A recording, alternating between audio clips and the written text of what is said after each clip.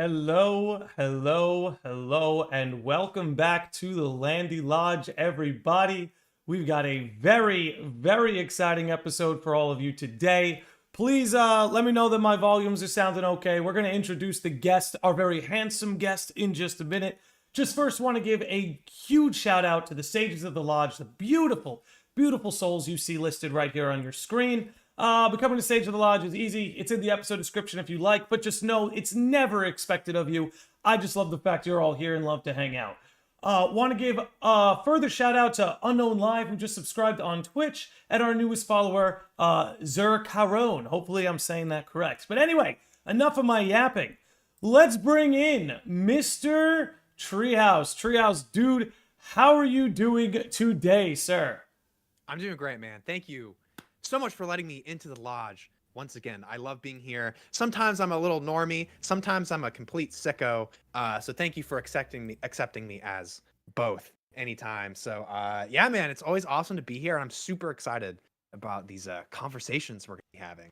Yeah, no, we have a lot to talk about. Obviously, you are very well versed in Smash Brothers, and I've wanted to have you on the podcast for a while and actually pick your brain a lot about Sora's inclusion from a lot of different angles. Obviously, we can go down the rabbit hole and think up some Sora for Smash theories, but I am very interested in your experience of like competing with Sora. We'll get into that a bit. But we've had a lot of chat, at least in the pre-roll and a little bit the other night, talking a little bit about Vanitas and how I feel like we're not talking enough about what we've learned of him as of late, especially when you include Remind and Dark Road. We're in the same wavelength, bro. Yeah, I know, it's driving me crazy. No. I did want to give a shout out. It looks like we have a birthday in the chat. Let me see. Robert Buchanan. It is his birthday today. If everybody could wish a happy birthday to Robert Buchanan. Looks like we have some sickos chilling in the chat. Some Sages of the Lodge, Lands of Masters, and Corey Sarakis. Looks like it's going to be a wild one here today. So, Trey, let's just jump right into this. Sora's inclusion in Smash. Before we get into any of the sort of Kingdom Hearts of it all, what does it mean for Sora as a character to be included in a game like Smash Brothers? I think this sounds a little dramatic, but I feel like it means Sora's never gonna die. Like, and I'm not saying he wasn't going to die before, but I kind of wanted to start with the history of like Nintendo and Square Enix, and Kingdom Hearts as a franchise, because not a lot of people know, like even from the very beginning all the way to Kingdom Hearts 3, way back in the day with the Game & Watch, which was like a huge deal for Nintendo. I mean, if you go to Smash Bros. Brawl and you look at the catalog, they actually have a history catalog of every single console that Nintendo's made, and a lot of games that they see as important, they put in these catalogs. So if you go back to the Game & Watch, Super Smash Bros. Brawl actually talks about the Mickey Mouse and the Donald Duck Game & Watch, which is really cool. So, like, I didn't know that. Yeah, I had no idea. So if you go back, this actually is not the first time Disney has been in Smash Bros. They've actually been there since Brawl. So if you go back and check it out, or if you look up, there's a Mickey Mouse Game & Watch, and then there's a Mickey Mouse and Donald Duck Game & Watch with both of them on it, and the artwork for the box is super cool. And they even reference that, in Kingdom Hearts 3, when you get those retro 2D style games to get that Keyblade, all those games are in reference to the Game & Watch. Really? And no one knows that. Dude, I had no idea. That's crazy. Yeah, and no one knows that at all. So even way back in the day, I mean, Nintendo has collabed with Disney on many levels. They've partnered up several times before. They've partnered, they've partnered up, and someone's saying like, oh, well, that's way back in the day. It's funny. I actually, before the final Smash Bros. Announcement, I had a whole bunch of pictures on my stream, and it was the Game & Watch catalog from Brawl. It was the Kingdom Hearts Chain of Memories Game Boy Advance Edition that no one really talks about. They made a special edition. It was the Nintendo Switch Zoom Zoom It's TSU, but it's pronounced Zoom Zoom. Zoom Zoom. Okay. And that's Japan exclusive. So on the Switch home button, you have a little Mickey Mouse logo, which is kind of cool. Really? That's cool. Yeah. Yeah, so Zoom Zoom is like obviously a super popular mobile game, but it came out and released on the Switch, and it released with a special Switch console version as well. So I was having all these things up here and there, and like obviously, yeah, Chain of Memories first came out on the Game Boy Advance, but also 358 over 2 days, Recoded, both DS exclusives, and even back in the day, they had not back in the day, it was like 10 years ago. It feels really long, but they had a Dream Drop Distance 3DS system, and it's a Japan exclusive, and it has like a bunch of cool different patterns. Yeah, no, you like when we first started linking up and talking, you sent me that, and I was like, whoa, I had no idea this existed, dude. Yeah, isn't it crazy? So oh yeah,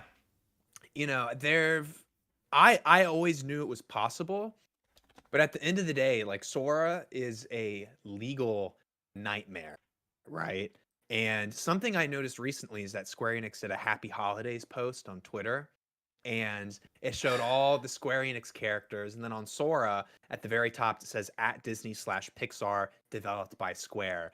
And dude, I feel like if Sora didn't get announced for Smash, they wouldn't be as hooked on it. yeah. And this is just a personal theory, but I think one agreement for Sora being in Smash was, okay, we'll have Sora in the game, but if you want to reveal him to the world, the first thing you're going to have to do is that you're going to have to make sure people know it's Disney. And what did they do in the Sora reveal trailer? You see the Keyblade spinning, but it zooms in on that Mickey Mouse logo. And that's how yeah. And that is no coincidence, dude. That is absolutely definitely not. Definitely not.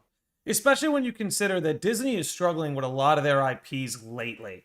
Like the last few years have not been kind to Disney and their IPs, but when you consider Kingdom Hearts and how this is an IP that is actually growing as opposed to shrinking, of course they're going to start turning their eyes in that direction, especially when you consider that gaming has eclipsed cinema. Gaming is a bigger industry than cinema. And Disney, the people at the bean counters at Disney are aware of that.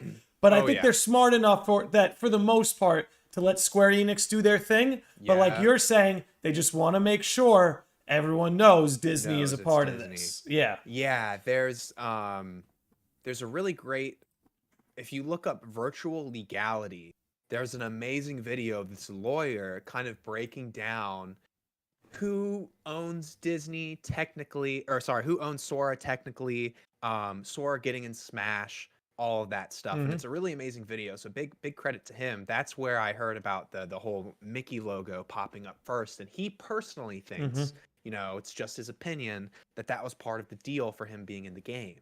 Had to be. So yeah, and I think that's really interesting. But I always had hope that he would be in the game. And I knew, like, I knew he was up there. Like, there was no way that Bayonetta was more popular than Sora. And the really interesting about that part is that if you go back and you look at the final presentation for Smash Bros. Wii U and 3DS, in the bottom right corner after it says Bayonetta was the most requested worldwide, the bottom right, it says of realistic choices. Which is insane. Yeah, which is crazy. We didn't read the fine print. No, and it wasn't, bro, it wasn't even that small. It was like a pretty decent sized text in the bottom corner. So dude, I don't know. I'm one of those people. It's kind of, I rarely meet people like it, but like I've always been like a Nintendo guy, but like I always played so many PS2 games when I was a kid. Like I had it's the golden era, dude. The PS2 era is just the golden era, dude. Right. And it's just like the fact, like Ratchet and Clank, Kingdom Hearts, sadly Jak and Daxter. Yeah, Jak and Daxter. Jak and Daxter, it's like, baby. Like, dude, I want like a new Sly Cooper and a new Ape Escape. I loved Ape Escape. That's an interesting choice. Oh, dude, Ape Escape is so cool. One of the voice actresses for that game was the same voice as Ash from the first like couple seasons of Pokemon, Veronica Taylor. She was voicing in the game. And also the voice actor for Misty, she's also in Ape Escape. Really? That's cool. Yeah, it's really fun cool. Facts. So, yeah, those are cool little facts and stuff. But I just want to say, if I could reboot One PlayStation 2 game. It would What'd be you the do? Spyro series, but here's what you do. It'll never happen. But you make Spyro an adult. And I think you could make a really cool action game where you Ooh. play as a full-blown dragon and you level up and get dragon Yeah. abilities. Like, come Oh, on. that would be dope. That's a Yeah. great idea. Pipe Did you dream, play pipe the dream. Did you play the remakes on the Switch or I whatever? did Or just in not. I general? want to, but I feel like I feel like that's just a game I'm like, okay, that'll always be there, and I'll come to it when I need it. I was never in a rush to really play them. I don't know. Those remakes that just really give you a fresh coat of paint don't really do it for me.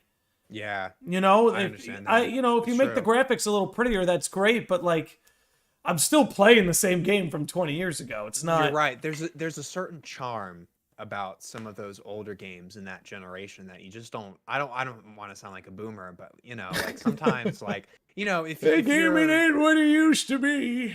yeah, like there's like in one of the Ratchet and Clank games, Quark is just like, I have the crotchetizer 4000, and it's like just crazy stuff like Just that. crazy But stuff. there's always been a relationship between Kingdom Hearts and Nintendo that people haven't really talked about, and even in Smash with Brawl, and even in Kingdom Hearts Well, 3, like just no con- one knew Yeah. that was based on the Game and Watch Mickey Mouse and Donald Duck edition way back in the day. So Also, when I you think consider that, like, tons of Kingdom Hearts titles have been not only been on Nintendo consoles and Nintendo Right. handhelds, but exclusive, not consoles, only handhelds. But Right. lots of games like Dream Drop Distance, until they remastered it, you could Yeah. only get it on a 3DS. Like, Dude, and they had the coolest, they had those AR cards where you could put down and you could have like the Dream Eaters pop up on those AR cards. Oh god, that's so sick. And they also had like a big bundle limited edition for Dream Drop Distance. And it's like, man, dude, like I always knew it was possible. Me too. Me too. I was never a doubter. I was never like I now I don't want to say that because I went into it doubting he'd be the last character, but I never doubted that he worried, could be. I never Yeah. doubted that he could qualify. He had the popularity, he had the notoriety. He's from an action-based game. Nomura already had two of his characters included on the roster. Like he did have a lot going for him at the end of the day.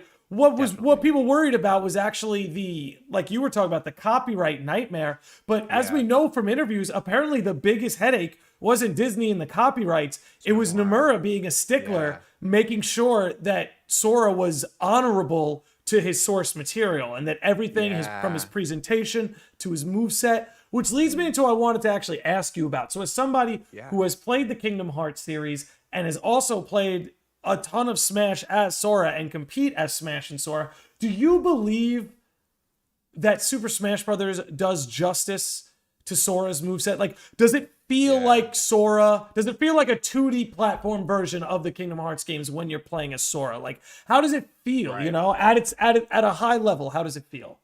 I think it's like it's never gonna get better than this right now.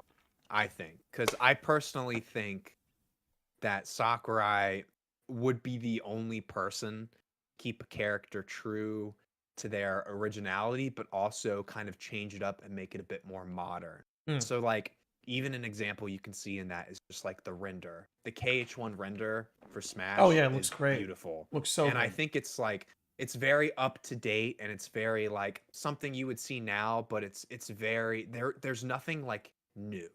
There's nothing like added. And Sakurai has done that with so many characters, and I think a great example is Kazuya. I mean, that's really getting one character from their game, putting him like just into a different game. Yeah. And it feels like Tekken. And it feels like Tekken, yeah. So I think there's Ryu and Ken, Terry, and I think those Shoto characters are probably the biggest, probably the easiest example to say like this character is true to who they are from their original game. But yeah, I think Sora is absolutely perfect in that sense. I think there are a couple cool things that every character gets kind of smashified for. Like his up tilt is like spinning the Keyblade. The only time I see that is when Sora and Riku in Kingdom Hearts 2 are fighting Xemnas, and the lasers are going down, and Sora's doing that, but it's more of a defensive measure. It's more of a defensive, but in this time it's more of an attack or more of a setup to something else. And I think that's something really cool. And I think the Timeless River Sora is Cursed. definitely, yeah. I think the Timeless River Sora is like the most unique skin in Smash ever, too, because it's like referencing like Steamboat Willie, like just Disney in general, the Walt Disney era, Mm-hmm. the And also the golden wackiness Disney of era. Kingdom Hearts is kind of personified Yes, through that too, you know? exactly. That's a great point. Yeah, and you know, only only Sakurai and only Smash and Nintendo and Bandai could make a Kingdom Hearts KH1 Sora and put him with all these other outfits, and it works out.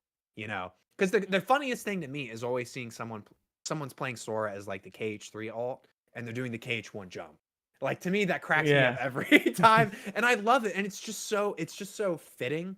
Um, you know, some people think Sora's not that good, and then some people think he's busted, and then Mm-hmm. it's like you show gameplay footage of like Sora from Kingdom Hearts 2, and it's like he could have been like way more broken, blah blah blah. But Yeah. I was personally surprised that they even put the Mickey logo, because that was kind of the biggest thing. Homage to it, yeah. The homage to it, yeah. But it's also like so true to the original concept that they would not have been able to do it. And I think picking KH1 Sora was perfect choice, because that's where it all kind of started. Yeah. You know. Well, let's Yeah. if we could jump a springboard off that for a little bit, because I see we have Yeah. somebody named Muddy Dice just wants to get into it over here. Says, do you Yeah. guys think Sora and Smash is going to be canon? So let's talk Ah, about that, because that's something I talk bet a about lot that. of people turn up for. Right. I'll start with me. I know you have a lot to say on this, so I'm gonna keep. Right. I'm Right. gonna No, keep, go for it, please. I know I'm gonna please. keep my end pretty brief. No, go for it. I don't think it's gonna be canon, but it so easily could be if Nomura wants. That's what I would say. Do I think Right. it'll ever be confirmed canon? I don't think Yeah. so. But man, if they wanted to conjure up a way to make it some kind of canon, it could so easily be done. And that's where I'm going to give Right. you the floor, Tree, because I know you have a lot of thoughts on this. Do you have any like particular theories how it could work? The floor is yours, my friend. No, you're good. I think it's pretty important to distinguish two things. Number one, the question is he going to be canon? And then question number two that kind of gets mixed in, is it going to be referenced? Is Sora and Smash going to be referenced in any Kingdom That Hearts I almost titles in think's the a future? guarantee. That a That- reference is a guarantee. think Nomura so, and too. Sakurai like each other too much to not wink. Right. You know? Right, exactly. And it's like this is the perfect opportunity to even like, because you know you have Wreck-It Ralph, you have Verum Rex, you have Toy Box, and you have literally just Rex playing. I was watching that. He's already playing games and stuff. So is it going to be referenced? I think so, 100%. It's definitely going to be referenced without a doubt. Is it canon? I don't think it's going to be like canon, but like you were saying, they could easily make it, because one thing that sticks out to me is like, so if it is canon, like let's just take who he's in the game with, and the only two people to make it possibly canon would be Cloud and Sephiroth. They're in Smash. So if Sora is canon to Smash Bros, does that mean him seeing Cloud and Sephiroth are also canon? I can answer that. And the answer would actually be no, unless you have a way of confirming that this Sephiroth and Cloud is from Kingdom Hearts. Because it is implied that the Final Fantasy characters we see in Kingdom Hearts are not supposed to be from their original worlds. Like the Right. Squall Leon, who we see in Kingdom Hearts 1, that's not the same Squall that defeated Exactly. Ultimecia. Like it's a completely, it's a different guy who's had a different life. Same with Cloud and Sephiroth. Sephiroth, by his nature, is very different in Kingdom Hearts than he is in at least the original Final Fantasy VII. So Right. I don't think necessarily that would mean that's canon, because it's kind of Right. implied that these Final Fantasy characters have multiple iterations of themselves. Even in Dissidia, That's interesting. in Dissidia, that's kind of implied too. It's all sort of like an alternate telling. That's really cool, because I Yeah. know you're the Final Fantasy man. Like you're like you know I know, I kind of know what I'm talking about, I suppose. That's cool. Thanks. I didn't know that, actually. That's really Yeah. cool. Yeah, no, it's supposed to be a sort of a different conjuring of it. Like Cloud having that wing. That's not in the compilation. Somebody out Right. there correct me if I'm wrong, but I'm pretty sure as far as OG is concerned, as far as Advent Children's concerned, Dirge, you name it, Yeah. Cloud's never had that wing, but in Kingdom Hearts he does, because this is sort of a Right. unique sort of telling of it. And Right. you know, Valkyrie just pointed out in the chat, how are you, Valkyrie? That it's the same case for the Oh, World great. Ends With You characters. This is not the Mhm. ones from the game. This is sort of just like another conjuring of them. Very cool. Yeah, that's a very good point. That's awesome. Which, I love that. all Yeah. the more reason if we saw him in the world of fiction and be like, oh yeah, this is the fictional version of Cloud, not the one from the games. He's the one kind of Right. floating around here. Yeah. Yeah. Like something I think that's really would be really interesting is that, you know, if they did make it canon, I feel like the only realistic way they could do it would be if Sora, like if they have a reference of Sora going into like the Wreck-It Ralph hub, Mm-hmm. you know? And because, you know, like in the movie, I know you see like Sonic and Bowser and Eggman and Yeah. something like that. And, you know, if Zangief. they made any possible. Yeah, yeah. If they made some type of reference there, that would be perfect. But I don't fully believe it's going to be canon. But something I do think is really it's just for fun, in my opinion. But there's Darkon and there's Gleam. And Darkon is the dark enemy in World of Light. Yes. And then Gleam So just is to- the light character. I go just ahead. want to make a, like, just to reiterate, you're talking about Yeah. the Smash Brothers Ultimate Campaign mode and who sort of Yes. like the final bosses at the end are. The spirit mode, the adventure mode, Yeah. World of Light and Smash. Sorry, I need to All make good. that more clear. But All good. And that's what I'm here for. Don't worry about it. but yeah, you're right. So basically, like those two, it's interesting. You have one enemy that's light, which you could kind of maybe correlate with the Master of Masters, because it's not he's an enemy, maybe, but does he want to do bad? I don't know. You know, that's still up in the air. So I think it's really interesting. You do have someone that you're fighting that's light, and then you have someone who's obviously darkness, Darkon. Mhm. And the coolest thing about Darkon, in my opinion, is that it just has that eye. It has that one gaze. It has that little gazing eye that looks just like it. How do you spell Darkon? It's I'll pull up a picture for people to see. No, you're good. Darkhon, I believe. Darkon. Ooh, okay. I'm gonna pull up a good one for people, and I'll plaster it over my ugly mug. Okay. Let's make this a little shorter. All right, this is what you're talking about. Let's pull this again over my ugly mug. Yeah, that's awfully familiar. You might say Isn't that crazy, we've seen though? that somewhere before. Right. Isn't that nuts? Oh, Like, man. dude, bro, it's yellow. It's yellow. It's, You know? Like, it's, you know, it's kind of crazy because it's like, man, even if this is canon or even if they reference it, you know, Mhm. they could say something silly as like the gazing eye has been with you everywhere, you know, and I think yeah, it's always watching. And I do think, you know, people would say, oh, what about other crossovers with Sora and other companies like Final Fantasy games or something like that? Respectfully, nothing is more momentous or important as Sora being in Smash. You know, I think that would be the one crossover that would definitely make some type of reference, or if they wanted to make it canon, they could. And so like, I think those are. I just want to like go into like a way they can make a canon. Like, I guess if people are wondering why we think it's so compatible, it's like you think about the time he spent asleep at the end of Chain of Memories. Exactly. Okay, this is a Yep. dream, right? Because if you look at the trailer where he was introduced, he kind of emerges from the portal like asleep, right? And then he like wakes up in this Right. world, like it could be a dream world, you know? Exactly. In a lot of ways, Sakurai did said Smash is supposed to emulate the idea of like a kid playing with his toys, right? Right. So think about Toy Box, you know, like right there, it's also it's a little Yeah, bit compatible. definitely. So Right. it could easily just be a time when he was asleep. So like it's Kingdom Hearts 1 Sora. So maybe this is just Chain of Memories Sora sleeping. Right. And this is And one that's of his why- dreams. Right, and that's why you don't have, you know, Donald or Goofy anywhere, and it's just him. He's alone, Exactly, because case he's one outfit. isolated. He's alone. Exactly. Yeah, a lot of people are thinking that could be it. I've been having These I don't weird know, thoughts just lately. so just to like one other thing, because that's definitely the most realistic and plausible idea where you could put him if it was canon. Hmm. You know, it's interesting because when Sora wakes up in Quadratum in the Kingdom Hearts 4 trailer, Strelitzia says you've been asleep for 7 days.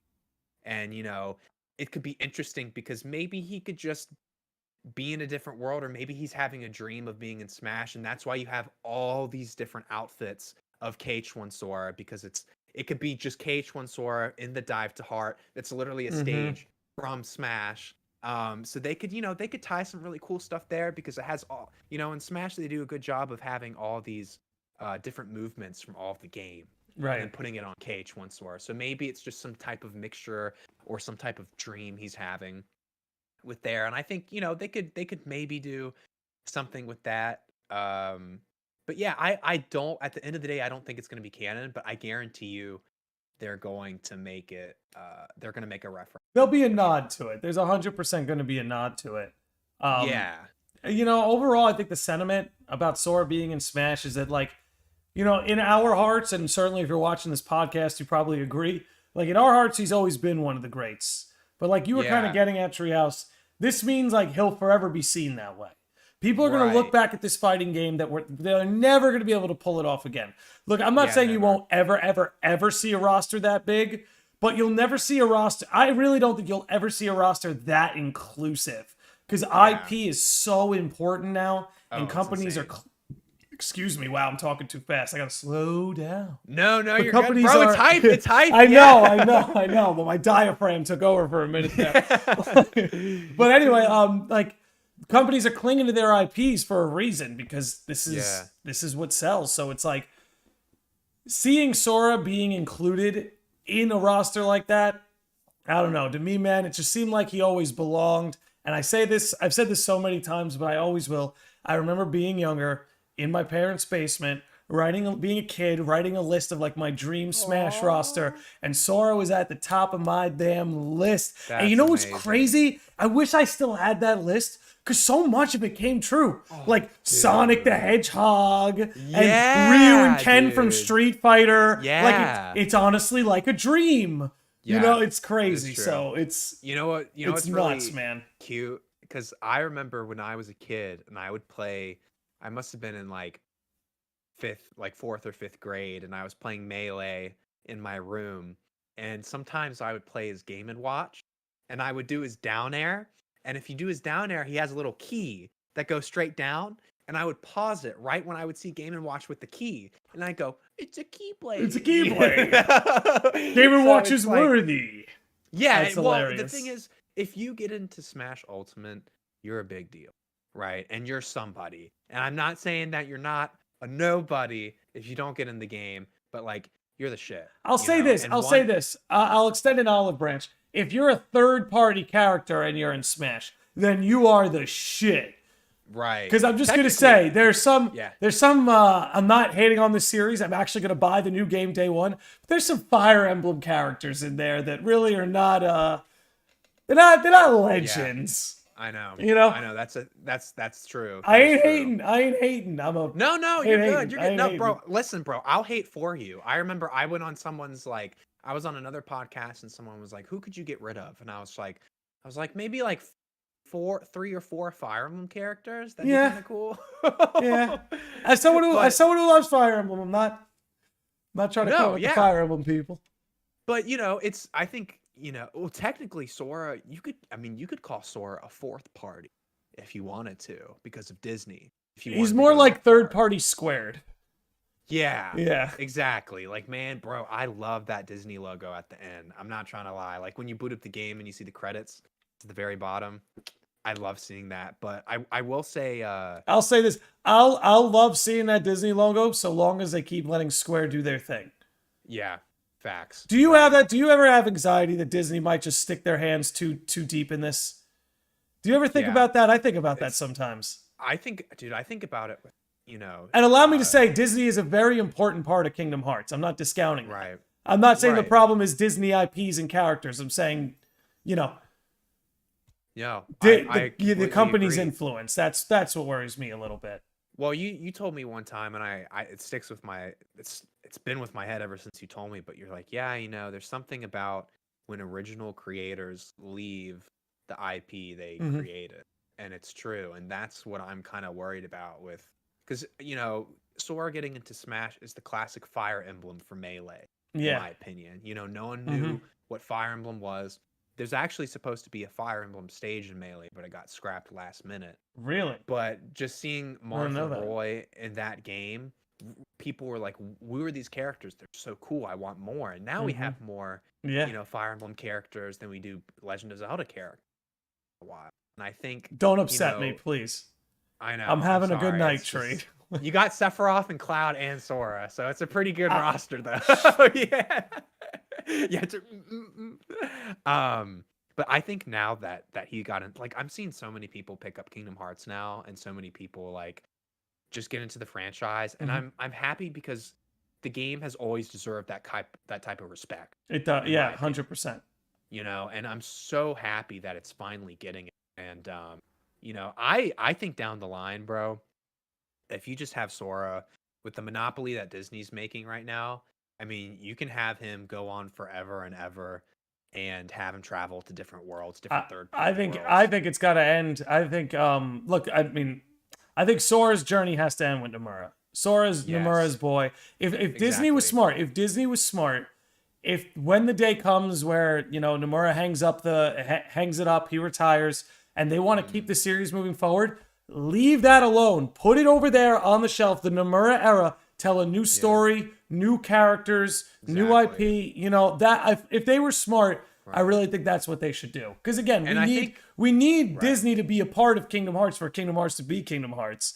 But what I want is give Square as much creative freedom as they so obviously deserve. They've earned it. They've 100% earned it. I just want to address one question in the chat. Valkyrie said, would it be bad if Disney put Kingdom Hearts merch in the parks? And I would say absolutely not.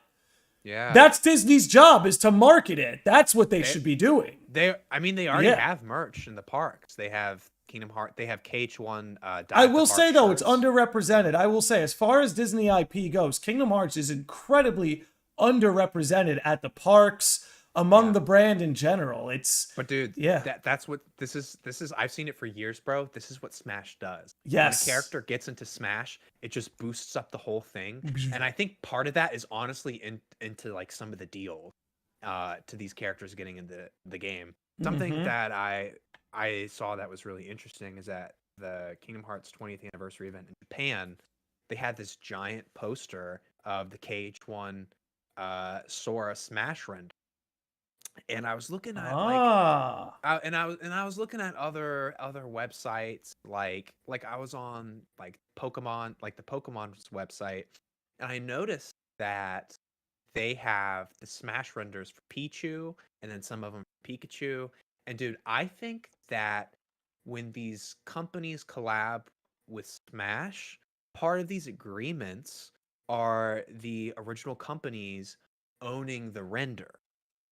And I think that's something that goes into part of the deal. We'll make you these renders. We'll make you these models. It's collateral. It's such a fair deal. Like I have let me see if I have it. I have this. It's on here somewhere. I just want to take 1 minute and shout out Andy Brew, who rated us with a party of 14 on Twitch. Yo, Andy! Bringing in the sickos and the normies, ladies and gentlemen. Let's go. I love Andy. What's up, bro? But did you find what you were looking for?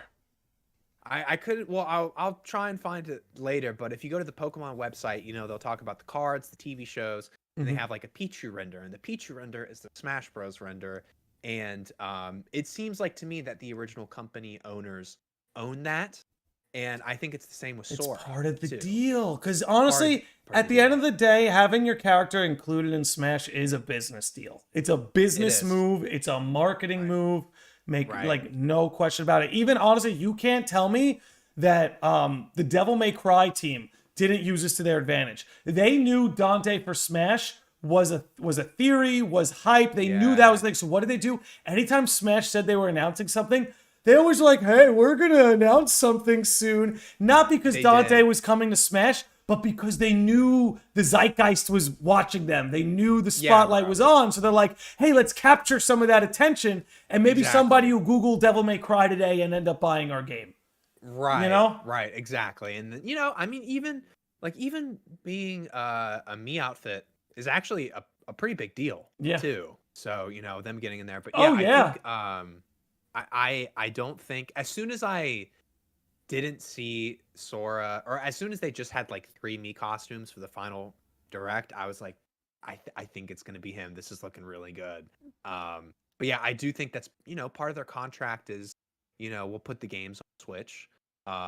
You'll own the renders. It'll get popular, and they have statistics saying that when they put a character's inclusion in, the popularity of that franchise does Oh, indeed go it up. always, yeah, dude, 100. always. And it's Dude, been that way that's fighting forever. games in general, dude. Look, Yeah. maybe I'm a sap, but when Geralt and 2B came to Soul Calibur 6, I bought The Witcher and Nier Automata, and I Yeah. I ended up falling in love with Nier. Witcher really wasn't for me, but Right. I've played Replicant, I've played Automata. I still got to do Yeah. all the paths, but ended up falling Right. in love with that series. You know what I mean? Like that's what these Yeah, definitely. guest characters end up doing. They do. So I think it's time, Treehouse. I think it's we're time. about 40 minutes in. I think it's time that we start talking about This is Vanitas good. a little This was bit. good though. This was a good block. Yeah. That was a good block. Good little smash block. Good substance stuff. Oh yeah. But Luke, all right, so Vanitas. So you recently just got around to watching the Dark Road finale. And one of the things I loved so much about watching your reactions was I think you freaked out about the right thing. I think so too. I think so too. Not that you can't. Like, there's plenty of things you can freak out about. But Right. what you in particular harped on, I was like, dude, I still don't know what to make of this. And that's that Vanitas really Right. wasn't conjured up from Ventus. Right. And again, Yeah. this has been alluded to. What I am is darkness. In Remind, Sora recognizes that darkness presence as Vanitas. But Dark Road said, yeah, what you speculated is true. And Yeah, dude, man. what do you make of think- it? What do you make of it? I don't really care what people say, but like to me, it was so subtle, but it was also the biggest plot twist for me. It was the biggest surprise, and it's the biggest thing I've been thinking about. Like, yeah, it's cool. It's like, Ephemer is, oh yeah, spoilers by the way. But yeah, it's like, They yeah, know, blood- Tree. People Yeah, who come okay, here okay, know okay. what they're in That's for. true. That's true. But yeah, to me, that was the biggest thing, because it's like, oh, like the darkness extracted from Ventus's heart is Vanitas, but then it's like Vanitas did not originate from Ventus, which I find absolutely fascinating. And I guess he is one of the ancient darknesses. And it's so crazy to me that one of the ancient ones looks like Sora. And then you just can't throw in like an ancient darkness that's Vanitas that looks like Sora, and then talk about this child of destiny that is obviously Sora. And Nomura says, at the end of the day, Kingdom Hearts is a story about Sora. Yeah. And I think that's such like an important sentence to me, because I'm most excited about Vanitas. And we were talking about in Kingdom Hearts. So 3, you're convinced he he's is coming dark. back. You're convinced he's coming back. Respectfully, if you think he's done, you're wrong. And I'm just saying, no, I'm just kidding. But I am saying that that was a genius idea for them, because he's not going anywhere, dude. He is staying. I'm with Tree. That's right. I'm with you too, homie. I think that I think that it's a perfect like, he's such a cool villain. He is. From design, Haley Joel Osment's performance as him is incredible. Amazing. Everything about Vanitas is just rolling on all cylinders, dude. Yeah. Yeah. It's like I'm just saying, dude, like just in general, you have so much media of like all these villains, like Thanos thinks it's for good, or you have like, just convoluted villains. Well, even Zehanort was acting with a sense of duty. Yeah, his and means I were evil. love- His means were evil, but Right. he was acting out of a sense of duty. Right, exactly. And like, that's cool, but sometimes, man, it just comes down to like someone having pure hate, Malevolence, pure darkness in their heart. dude. Pure Yeah. malevolence, because it does exist. Exactly. It's real. We like to pretend it doesn't exist, but pure malevolence, it exists, man. It does. It exists. And I think it would be nice to have a character like that all the time, because, just it comes down to the line. It's like sometimes people are just evil, and it's like just what they are. And True sometimes, darkness, Trey. yeah, True through darkness, darkness. bro. Yeah, true darkness. Yeah. Yeah. So I'm excited. Not Like Terra, not Terra protecting Ventus darkness. No. right. No. Yeah. Yeah. I want Vanitas lore like crazy. Like Me out of the too. whole, Me out too. of all of Dark Road, that was the most fascinating thing to me. And like selfishly, I was like, you guys just can't throw in something like that in a sentence. Like it was a little thing, and I was like, can we go back? Can you guys talk about it more? Like wait. Are we gonna not discuss this? You know? And I was pretty surprised. But yeah, so it is, because correct me if I'm wrong. So he is an ancient darkness, right? He is one of the ancient darkness. It is heavily implied so. Right. And that's the beauty of Kingdom Hearts, is we always have to be a little careful, right? Because a lot of us, myself included, rolled with the fact that Player was reincarnated into Zehanort, and then all it did was activate Nomura's trap card. So tip of the cap, he got us. He got us good on that one. Only he could do that too. Like that is just so wild to me. It's part of what makes this so fun. It's part of what makes this so fun. It's so fun, and it's just like, it's one of the series. It's like you have to be thankful for that the story is still going on, you know. And it's in such a detailed, and I feel like it's at its best point. Oh yeah, dude. With everything that they've been built up. But you know, going into Vanitas, and like, here's why I'm convinced he's here to stay. And again, if you're familiar with the channel, you probably know where this is going. But bro, the name Vanitas, it is too on the nose, okay? The foretellers, all named out of the Latin words for the 7 deadly sins. And then, if you go just a little bit out of the 7 deadly sins, just a little bit out, you have these historical sins, some cardinal sins, and boom, there it is, vanity. And what is the Latin word for vanity? Vanitas. Right? And like, what does he do? He controls the unversed, which are created from this negative thought, right? And like, I'm a big fan, like Dante's Inferno. Love that story. You know, the Divine Comedy. Love it. Yes. But, you know, when it separates the 7 stages of hell, it puts pride at the bottom, and pride and vanity are, you know, pretty synonymous. But it puts pride at the bottom because it's a sin of the mind. And it puts lust at the top because it's a sin of the flesh. And it's like, okay, you could try, like, your flesh is like it's an earthly satisfaction. You know? It's a temple, but it's like this earthly satisfaction. So once you become a spirit, that lust for the pleasures of the flesh is gone. But pride, that's something that sticks in your spirit because it's up here. You know, it's in your way of being. It's in your way of thought. So exactly right, your way of thought. So seeing as Vanitas, vanity is controlling these unversed that are conjured up from negative thought.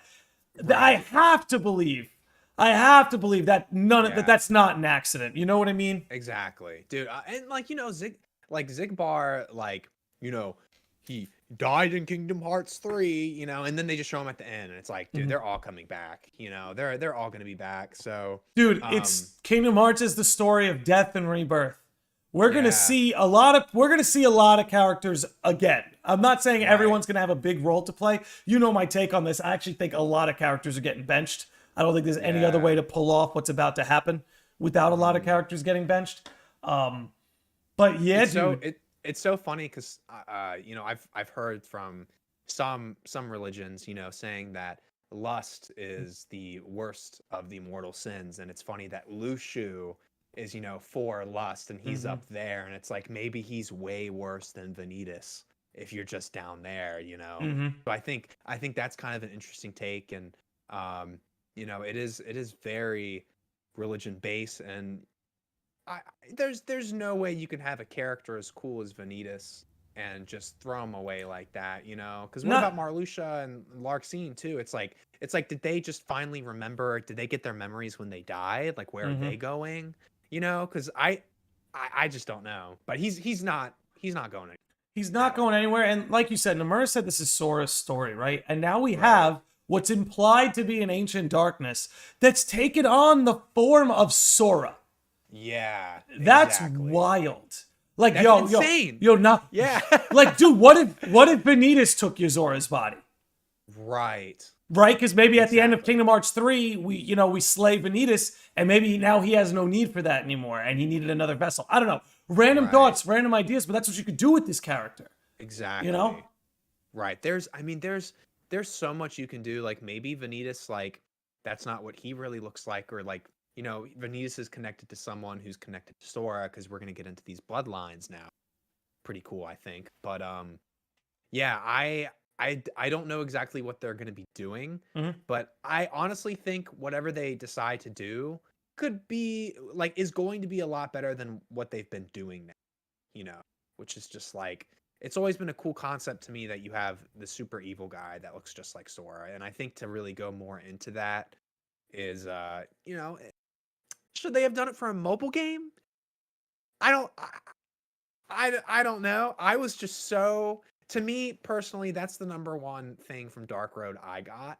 It's just I'm so interested in Vanitas, and it's just my opinion. That's just Dude, it. but I But think it's a safe bet, man. I think it's yeah. pretty heavily like I would put money on it. I'm not a gambling man, but I would put Right. freaking money on Vanitas coming back. Oh yeah, definitely. And again, like we're getting into this whole true darkness, ancient darkness, and before Yeah. we even knew what we know now, again, we were being winked and nodded about this in Remind. That was a long time ago. So we Yeah, get winked dude. and nodded at this in Remind. And again, that's years ago. And then Dark Road drops, confirming our suspicions. This is a setup. This is a setup. And like, Yeah. if you look at the way Kingdom Hearts typically tells its stories, and this is why Kingdom Hearts games age really well, by the way. Let's take Yeah. Kingdom Hearts 2. This is the best example. They released Kingdom Hearts 2. Now, before we even moved things forward, what did they do? They fleshed out everything behind it and around it. So what did we do? We went from Kingdom Hearts 2 and we went to Days. What did that do? Right. Built into Roxas, built into Axel, introduced Right. Shion, and even, dude, it built into Zigbar a lot. Like, you see him Yes. spying on them all the time. That's like our first Yeah. hint that he's Lushu, maybe not our first, but one of. And then after Days, you go to Birth by Right. Sleep, which builds out Zehanort, making Xemnas a better villain. And then you figure out that Xemnas was Terra Xehanort's body. Yeah. And then now Kingdom Hearts 2's become this whole other thing because all these games around it and behind it came out to make it like thicker and more, real meat, make it real meaty. Oh, definitely. Arby's, Yeah. baby, meat. Yeah.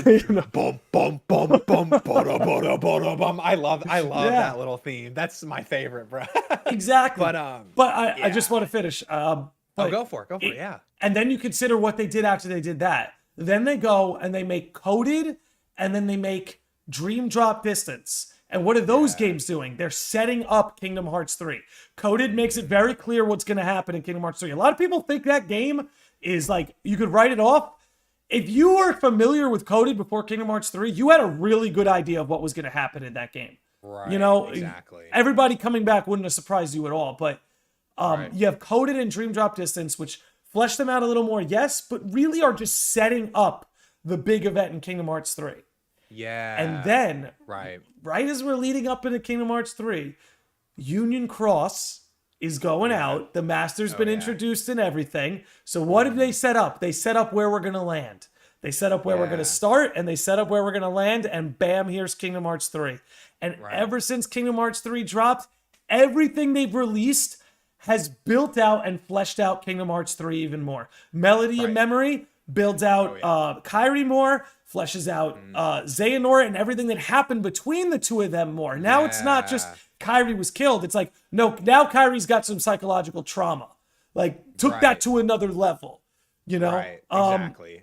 Well, maybe go ahead. something I've been thinking about is, I think one of the biggest things in Melody and Memory that's not like maybe it's talked about, maybe I just don't know, but I think Sora like going over Kairi's body and actually taking control of her. I think, when she fights Xehanort, I think that's something that is like maybe that's Want my theory? Want my theory? Yeah, go for it. It's because of the Pow Pow fruit. You think so? Because what did they say to each other when they exchanged the Pow Pow fruit? I'll keep you safe. No, let me keep you safe. Oh my god. And what that does That's is great. that essentially completes Aqua's little spell. Aqua casts that spell, someone to keep you Right. safe, links her up with Sora, and now it's almost like Kairi and Sora, instead of having it because in a sense Aqua cast the spell, now they're sort of Yeah. accepting it onto themselves. That's Sort of true. route. That sort See, yeah. that's genius. That's a really great observation from that. And I couldn't think of that, but I thought of something more along the lines of like Yozora. Like what if what if the person he doesn't really look like that he says is kind of controlling Yozora's body, and It then could be something external like that too. because if you think about it, like we've been having so many people like control other people's bodies, like since day one of Kingdom Hearts. So like maybe they're gonna keep going with that too. Oh, it's not going anywhere though. The whole body hopping, going. body snatching thing is going to be with us to the end. Yeah, It might be the crux. It might be the crux of the whole master. Well, I want it to be related to Vanitas. I know. I want to know, or no, I mean, like the whole body hopping. I want to know if Vanitas is like really him. Like, like I want the body hopping stuff to be lore related.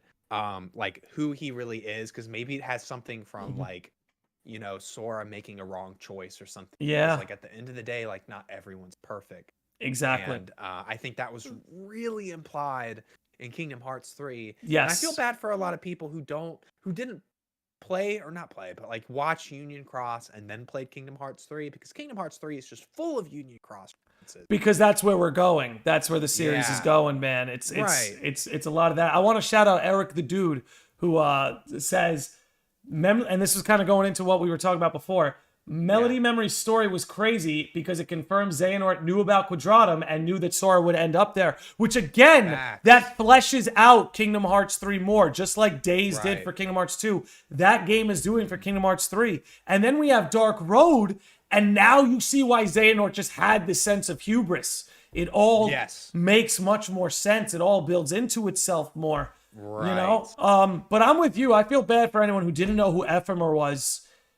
And then, like, the crux of the Keyblade graveyard was him coming through.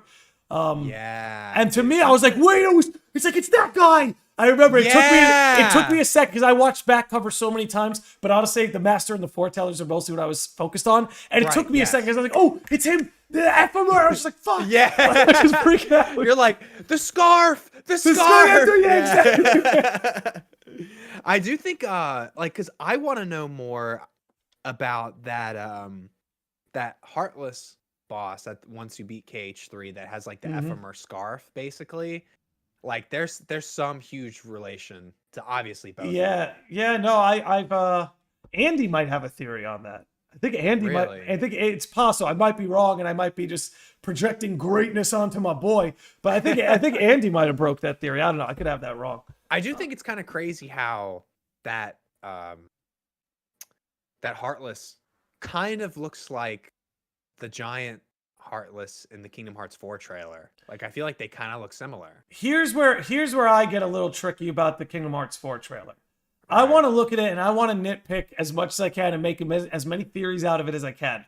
But I can't escape the idea that a lot of that might just end up getting canned. Right. It really looked like what we saw was a tech demo. Yeah. It really looked like what we saw was a tech demo, a way for the devs to create a setting where they could flesh the game out, right? Cutscenes, platforming, combat. A scenario where you could really just flesh all that out. Yeah. But who knows? It could be the tutorial of the next game. And what would be trippy is that would be the first time we're doing something like that, and we're not like in a dive to heart. Yeah. Well, I have a question for you because I'm really interested in it. Where do you think Vanitas went after we beat him in Kingdom Hearts 3? And where do you think Marluxia and Larxene go? Because we know, we figure out, Zigbar's Lucio, and then he goes, back where it belongs. And he has, the gazing eye. Well, he never actually died. He just like faked his death and dipped. Because Homeboy's eye is still yellow. Yeah, that's Had true. he been killed, his eye would have reverted. But where do you think some of them went? Like, and particularly Vanitas. Vanitas is tough, right? Yeah. Because let me put this through. So Zehanort takes Ventus to Destiny Islands, extracts it out of his heart. Creates the. I'm really trying to think of it in real time where he would go. Yeah. My go-to answer is just like an ethereal realm. He might be. No. Could darkness go to a final? No, it wouldn't go to the final world. The final world is for hearts. The answer is I don't know. I don't know. I know when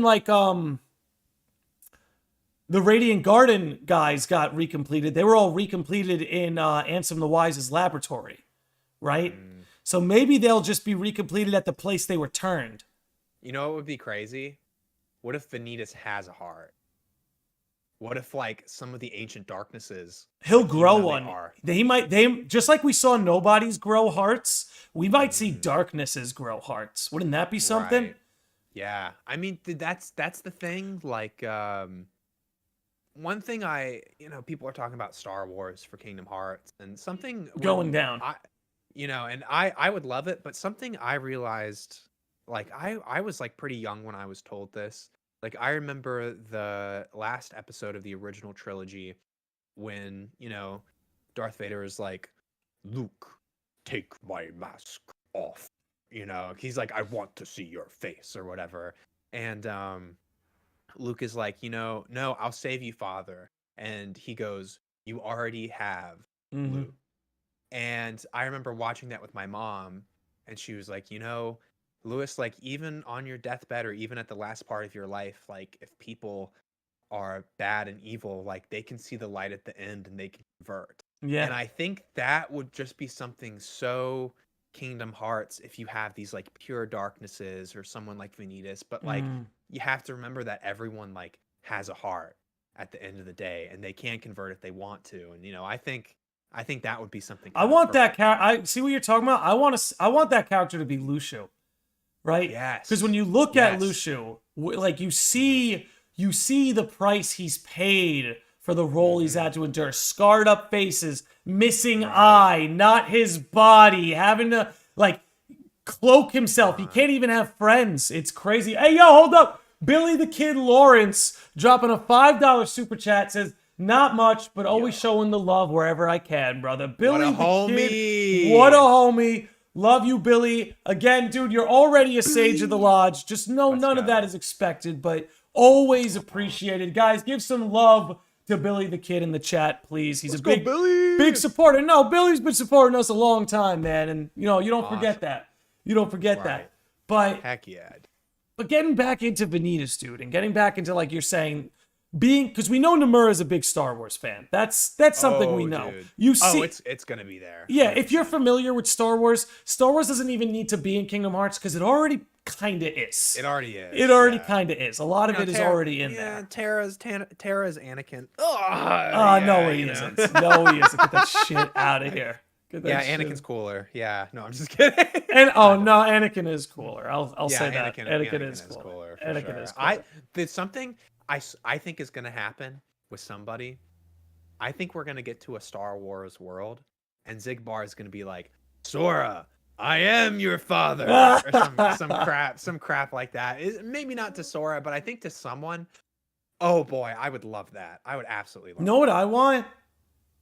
I want Lucio to kick fucking Riku's ass. Yes. Right? Because then that line, and this is what Kingdom Hearts likes to do, that line where he says, if I had a Keyblade, it'd be different. Oh, dude, show me. Show me. I want to see it then. I want to see it. Now that he's got a Keyblade, show me him whooping their ass. Dude, that was the coolest thing to me in Dark Road when the Master of Masters took the Keyblade from young Zehanort. And then the cooler part was when Lucio just you see the Keyblade spinning and it hits that guy in the underworld and you're like, oh, he could kill anyone if he wanted to. He's that trained, bro. Mm-hmm. So who do you think? I know we were talking about, maybe they're gonna scrap everything, but who do you think is on that tower in Kingdom Hearts Fortress? And do you think Vanitas could be in Quadron? Oh, who do I think is standing beside the Master? Yeah. All right. I'll throw out a few. I think it could be Sigurd. I don't think it's Lucio. I used to think it might be Lucio, but he's with the Foretell. Could be. No, I think he's with Yozora. That's why I think it may Yeah. be more possible for Lushu than Luke Sword, because like That's whereas like true. That's Luke true. Sword is like number 2 to Yozora, Lushu is Right. like number 2 to the Master, but he's with the Mhm. foretellers. I think the people on that side of reality, they're the ones who are gonna have to deal with the foretellers. You know what I mean? Yeah. Right. Um, Definitely. but as far as who's on that tower with him, I think it's either Sigurd, I think it could be Brain. Right. Because when Brain says he's going to be the virus in the master system, imagine he earned the master's trust. Dude. You know, Yeah. It's. we'll see on that. But I think again, Sigurd, it could be a young Zehanort. It could be a could young be. Zehanort. Because he knew all about it, and And it could be a boy Vanitas. It really could be a boy Could be. Vanitas. It could be him. I think it's so cool that like a franchise like Kingdom Hearts is where you can have character where you don't see their face, you don't see their body, like Lushu, and you see this total personality change too. From like the very first like movie they did and then to now. It's like I think like his personality is becoming just like Twisted. the master of Masters. No. This is why I sometimes suspect, like, is he like a clone of the master? Is he a copy of the master? Is he like the master? Is he some kind of time paradox with the master, where the master pulled his younger self into the future or something? You know, sometimes I wonder, the way Zehanort kind of did, right? There's a lot of parallels with Zehanort and the Master of Masters. It's like the Master of Masters is doing what Zehanort did, but to like the 10th power. You know what I mean? Right. So sometimes I wonder if Lushu is like just a young master that he pulled. You know how the master says he's from another time where, you know, a different age, where darkness killed all his friends and family. What if this older version of the master pulled like his younger self out of there and into here, and he's setting him on this path? Because dude, like you said, he's turning into, like, the more time goes on, the more he's acting like the Master of Masters. Yeah, you know, definitely, right, for sure. And I think, listen, dude, the one thing I want to see again in the future that's with Vanitas, I want to see Vanitas fight another Disney character. I want to see Vanitas fight Maleficent. I think that would be the coolest shit. You have the darkest, like Kingdom Hearts character fighting the darkest Disney character. Like I think them clashing together would be super cool, because like as soon as Sully like yeeted Vanitas in the door, I was like, dude, that's the kind of Disney Kingdom Hearts interactions I really want. And I think the way Dark Road used Disney worlds was perfect. Yeah. I loved how, you know, that we wouldn't go and spend like a whole time there. We just go for a little bit and get clues, and that would lead to more lore and stuff like that. I thought that was just absolutely genius. And I think the corporate mouse house is getting a bit more comfortable letting them do whatever they want. And I think that really does refer back to Sora being in Smash, being the most popular out of all these franchises. I mean, because, you know, they were always down. They own 20th Century Fox. I saw like if they, you know, if they can put shit in Avatar too, and they don't care. They really don't care. Disney wants to make money. Yeah. That's really it. And if they were smart, they'll let Square Enix handle all the development. Seriously, let them. Yeah. I promise you, Nomura can tell a better Star Wars story than you can. So let him. Yeah, So 100%. let him. Don't make him just Yeah. retrace Return of the Jedi. Don't do it. Yeah, Let him fly, man. Seriously, he will make you so much money, Disney. He's such a brilliant, specifically, like he's such a brilliant writer too, you know, like Especially conceptually, right? I feel like Nojima more kind of makes things concrete from like a dialogue or scenario aspect. But Nomura, when it comes to like conceptual writing, there's very few that I find, at least in my opinion, there's very few that can even compare. I agree. I agree 100%. Yeah. So, I don't know. I've been thinking about it all the time. Like I've been watching scenes with Vanitas and just like going back and forth and being like, did Xehanort have like, I know he like extracted Vanitas from Ventus's heart, but like there's got to be like more he knew about this too. Because I remember Vanitas was like, he was like, how much do you know? Or something along those lines in Dark Road. Do you remember that? Yeah, I remember seeing something like that where the two of them like did become a little suspicious of one another.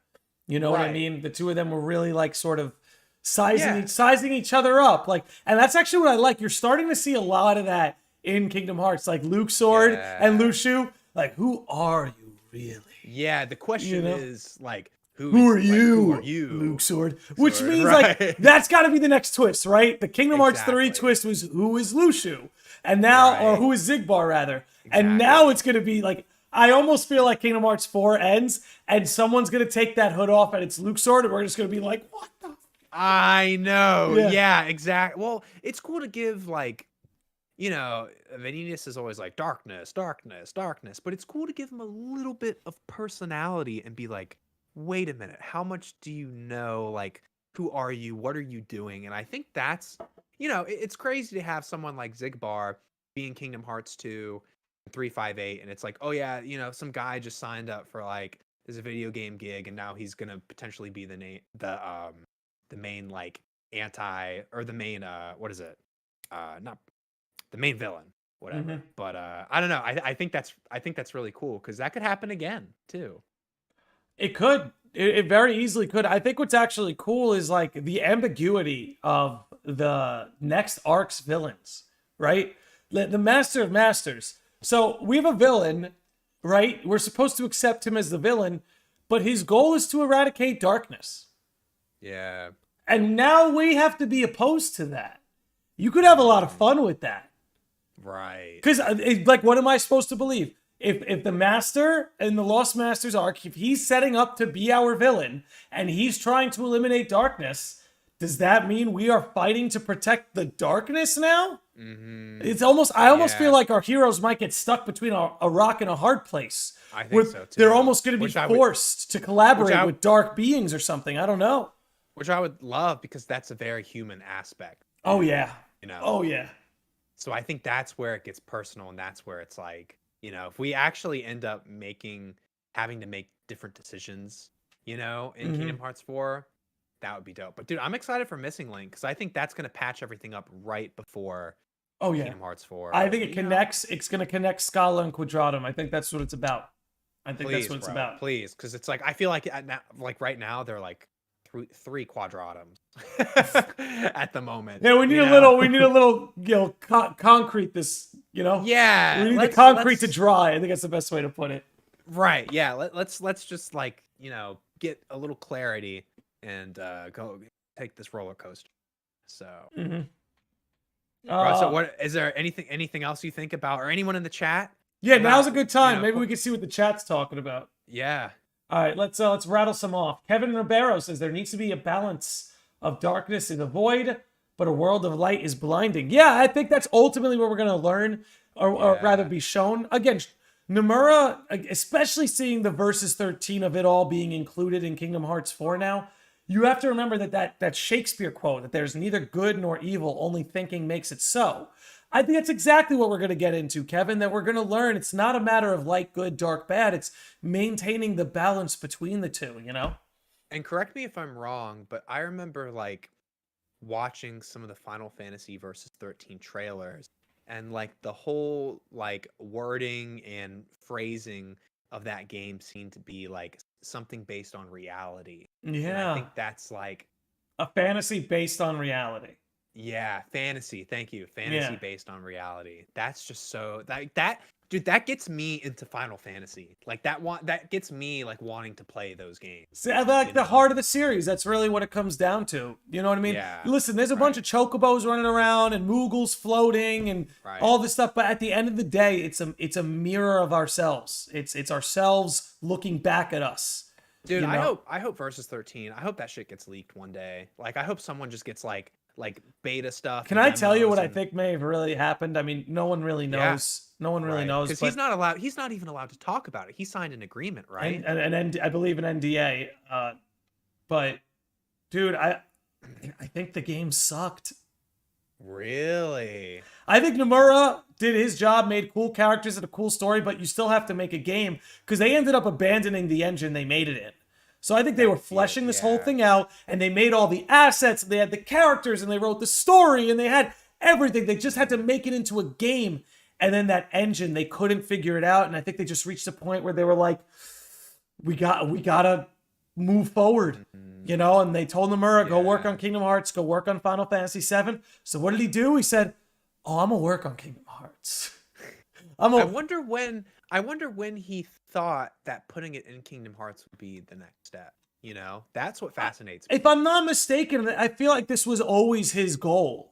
This was always his goal. And whether he was going to cross them over the way he's crossed over other Final Fantasy characters, like we talked about earlier in the podcast, how like the Cloud and Sephiroth in Kingdom Hearts, it's not the Cloud and Sephiroth from the compilation. It's a separate thing.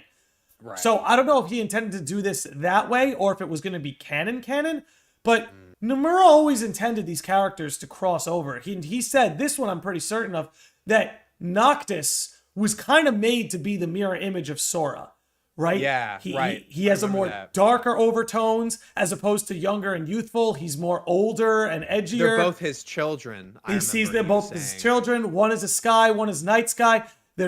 And like we've had hints at this throughout the whole series, right? Another side, another story. What? Okay. Like, sorry. And I just want to say one more, just one more. Oh, go for it. Please, another yeah. side, another story, and then we have the Jesus. I forgot. Okay, you go. No, you're fine. If you remember it, just like I'll holler. Start talking. Yeah. Just don't even don't even say, hey, wait, I have it. Just say it. Just say it. Just say it. But I think, dude, I think Zach's gonna be in Quadratum 100%. I think Zach. I know it's random. Zach's gonna be there, bro. It's not random. Dark Road. This was one of the things that actually made me have a meltdown. This is actually, oh my god. Yeah, let me hear. Let me hear. All right. Olympus is connected to the final world, right? And the nameless star is in the final world, and the nameless star is from Quadratum. So there's your connection. Okay, Olympus connects to the final world connects to Quadratum. So that's crazy. It's possible, dude. It's possible. Maybe Zach died just like he dies in like the original compilation. Maybe he dies in Olympus, goes to the final world, and then maybe that's where Cloud and Sephiroth are, and through some power of waking or some other method, he ends up there. I don't know. It could happen. The Ark could technically get you there, according to Zehanort. Yeah. You know, so there's a lot of different ways something like that could have happened. But dude, we were talking a little bit about this in the pre-roll, I think. I think FF7's a guarantee in the future of Kingdom Hearts. Oh, 100%. They got FF7 games. They got FF7 games to sell, motherfucker. Like they're gonna put them in Kingdom Hearts. 100%. Bro, you gotta sell more of those Final Fantasy $15,000 statues, bro. You know they gotta be rolling out to the younger crowd too. So here's my tinfoil hat theory on that. So for those who don't know what we're talking about, there was a Final Fantasy VI statue of Terra that Square Enix was selling for like $15,000. It's insane. I'm telling you, it exists for one reason and one reason only. Is FF6 worth the remake? If somebody bought that quick enough, if they sell those things out, they'll be like, hey, people with money want to see it. I don't know. Dude, I can't think of any other reason you would charge 15 grand for a statue like that. I don't know. Yeah. Seems wild to me. I don't know. That shit probably only takes like $1,000 to make or something. If that. But something that's interesting about, you know, I know we're kind of going over to this way, but I will say, you know, when you fight Zack in Birth by Sleep, you hear Shrouding Dark Cloud, and when you go, you did a theory on this. I did on your channel. Yeah, it was a horrible video, but the idea was cool. Stop it. But I think now I'm giving you a shout out because you said that. No, you see what you've fucking done? No, but it's true. You see but what you've done? But when young Zehanort throws you into the toy box Quadratum world, you know, in the arcade section of the toy store, you know, you hear a remix of Shrouding Dark Cloud that you only hear in that fight. And that's the same song that you hear when you fight Zack. And we all know, where else do you hear that song? You only hear that song when you fight Cloud, too. So I think there really is... There might be something there, dude. Themes. I think there's a correlation between themes and characters, especially in Kingdom Hearts. And I think it could be implied to, like, Final Fantasy. Like, to me, I saw that as a hint that that you're going to see Final Fantasy characters again. And to me, that's like, after that tweet, bro, my brain was like I think they're gonna do it. They never tweet like that. You know what? Let me pull that up for everybody. Let people know a little bit. Describe it a little more. So basically, there's this tweet that the official Kingdom Hearts account on Twitter made, and it has a picture of Zack and it has a picture of Aqua. And if you guys remember in Birth by Sleep, Zack's trying to get a date with Aqua, and the tweet was something along the lines of like, "Oh, it looks like it's time for a reunion." And they're referencing Crisis Core reunion that just released, but I still think it's so odd for them to go on their account and actually tweet that, because if you look at their tweets and their replies, so the tweet was, "We met Zack by Olympus Coliseum in Kingdom Hearts Birth by Sleep. It may be time for a reunion." And that's something they never do. No, they never try to that. hint stuff like this out. We've never seen something like that, which is Never. all the more reason to maybe be a little bit skeptical of it. But at the same time, like, come on. And like, they know what they're doing. This is one of the things we love about Kingdom Hearts. They are aware that their audience is like this. They're aware of who we are. They know. They know we do these things. But interestingly enough, hold on, I'm trying to get this to be small enough to fit on the screen, and I'm not. We're not quite there. I think that's probably the best I can get it. But and again, we can't underestimate that Olympus is also one of the Disney worlds that's pretty much always relevant. Always relevant. Like, honestly, and this is one of the things I love so much about Kingdom Hearts 3, and I've wanted to make a video about this for a while, but it's like, people underestimate just how good and relevant the Disney worlds were in Kingdom Hearts 3. Olympus Coliseum is a walking, breathing world of foreshadowing. The entire journey of Kingdom Hearts 3 is pretty much foreshadowed in the Olympus Coliseum, which is why it's Kingdom Hearts 2.9 and not technically Kingdom Hearts 3. You know? Zigbar shows up, and dude, he gives up who he is in the first scene. Now that you know he's Lushu, you watch that first scene and you're like, dude was literally taunting us. He knew exactly how this ended. He read the Book of Prophecy. He knew exactly how this shit ends. He knew exactly where Sora was headed. Like, it's insane to me, but it's... And go ahead. That's... I was going to say, it's like Nomura loves... Like, he loves Hercules and he loves Star Wars. And I think, like, having that little like machine in the trailer, like that was definitely not a rock. Like that, like that was pure Star Wars. And I think we're gonna get more stuff like that in the future for sure. But yeah, you're right. It's like just foreshadowing everything. And that, like, if you look at their tweets and you look at their like all their posts, like you can go, like you can scroll just like a couple clicks away. Here, let's go. You'll see like, they'll go like, let's see. Oh shit, I'm on the Sorry. Here, let me. Oh no, I lost them. No, we're gonna scroll so people can get an idea. Go for it. Go for it. Yeah. They have like the 20th anniversary event. They make that tweet reply and they retweeted it, right? So let me see. Yeah, it was a reply to the Final Fantasy VII account, and they retweeted their reply. So not only a reply, but they retweeted it. And then of course the thing after that was the 20th anniversary, and that was November 18th. And then if you go all the way before that, it's October 7th. Before that, it's Dark Road update, and then more on the... But this is what I'm meaning. This is what I mean, man. It's like they understand, at the end of the day, I think they understand, like, and it's not a bad thing. It's to all of our enjoyment and all of our benefit that Kingdom Hearts can be used to sell Final Fantasy, and Final Fantasy can be used to sell Kingdom Hearts. There's nothing wrong with that at all. And crossing Final Fantasy over, it's...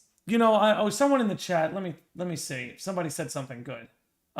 Eric the dude's killing it tonight. Says Nomura was shocked / surprised in interviews that people were upset that Sephiroth wasn't in Kingdom Hearts 3. So it seems logical to me that he would rectify that by bringing them back in Kingdom Hearts 4. Yeah, you have that going for you. The fan base has made it heard that they want Final Fantasy characters involved. I don't mind if they're as peripheral as Disney characters. Again, I think plot significance should be reserved for original characters as much as possible. I like Sephiroth. I like Sephiroth being a secret boss. I like Cloud's little arc being side quest motivated. Like, I like that. That's better. You use that to flesh it out, make that stuff optional, and keep the main campaign glued to the original characters. But and he, go ahead. He listens, and Nomura people are gonna say I don't agree with it or I do, but he listened to the fans and he put Roxas in last minute, and Shio. So And Shion. Yeah, so it's like he listens, and I think He listens like when he's I gonna think do he something. listens when he I don't think you can make him bend on everything, I think is all I'm trying to say. I think he Right. listens when Which it's is good. something he's not like married to. He's like, "Oh, they love Roxas and Shion that much?" And he's like, Yeah. "Okay, let's do it." Cause dude, look what happened. People are like we want Roxas and Shion, and then he puts them in the game, and then people are like, I don't think they should be in this game, and it's like, that shit's gonna happen with Final Fantasy. They're gonna put Final Fantasy characters in the game, and people are gonna be like, maybe they shouldn't have put him in here. Like they could have done this better, and that shit's always gonna happen. So I hope he knows that too. Mhm.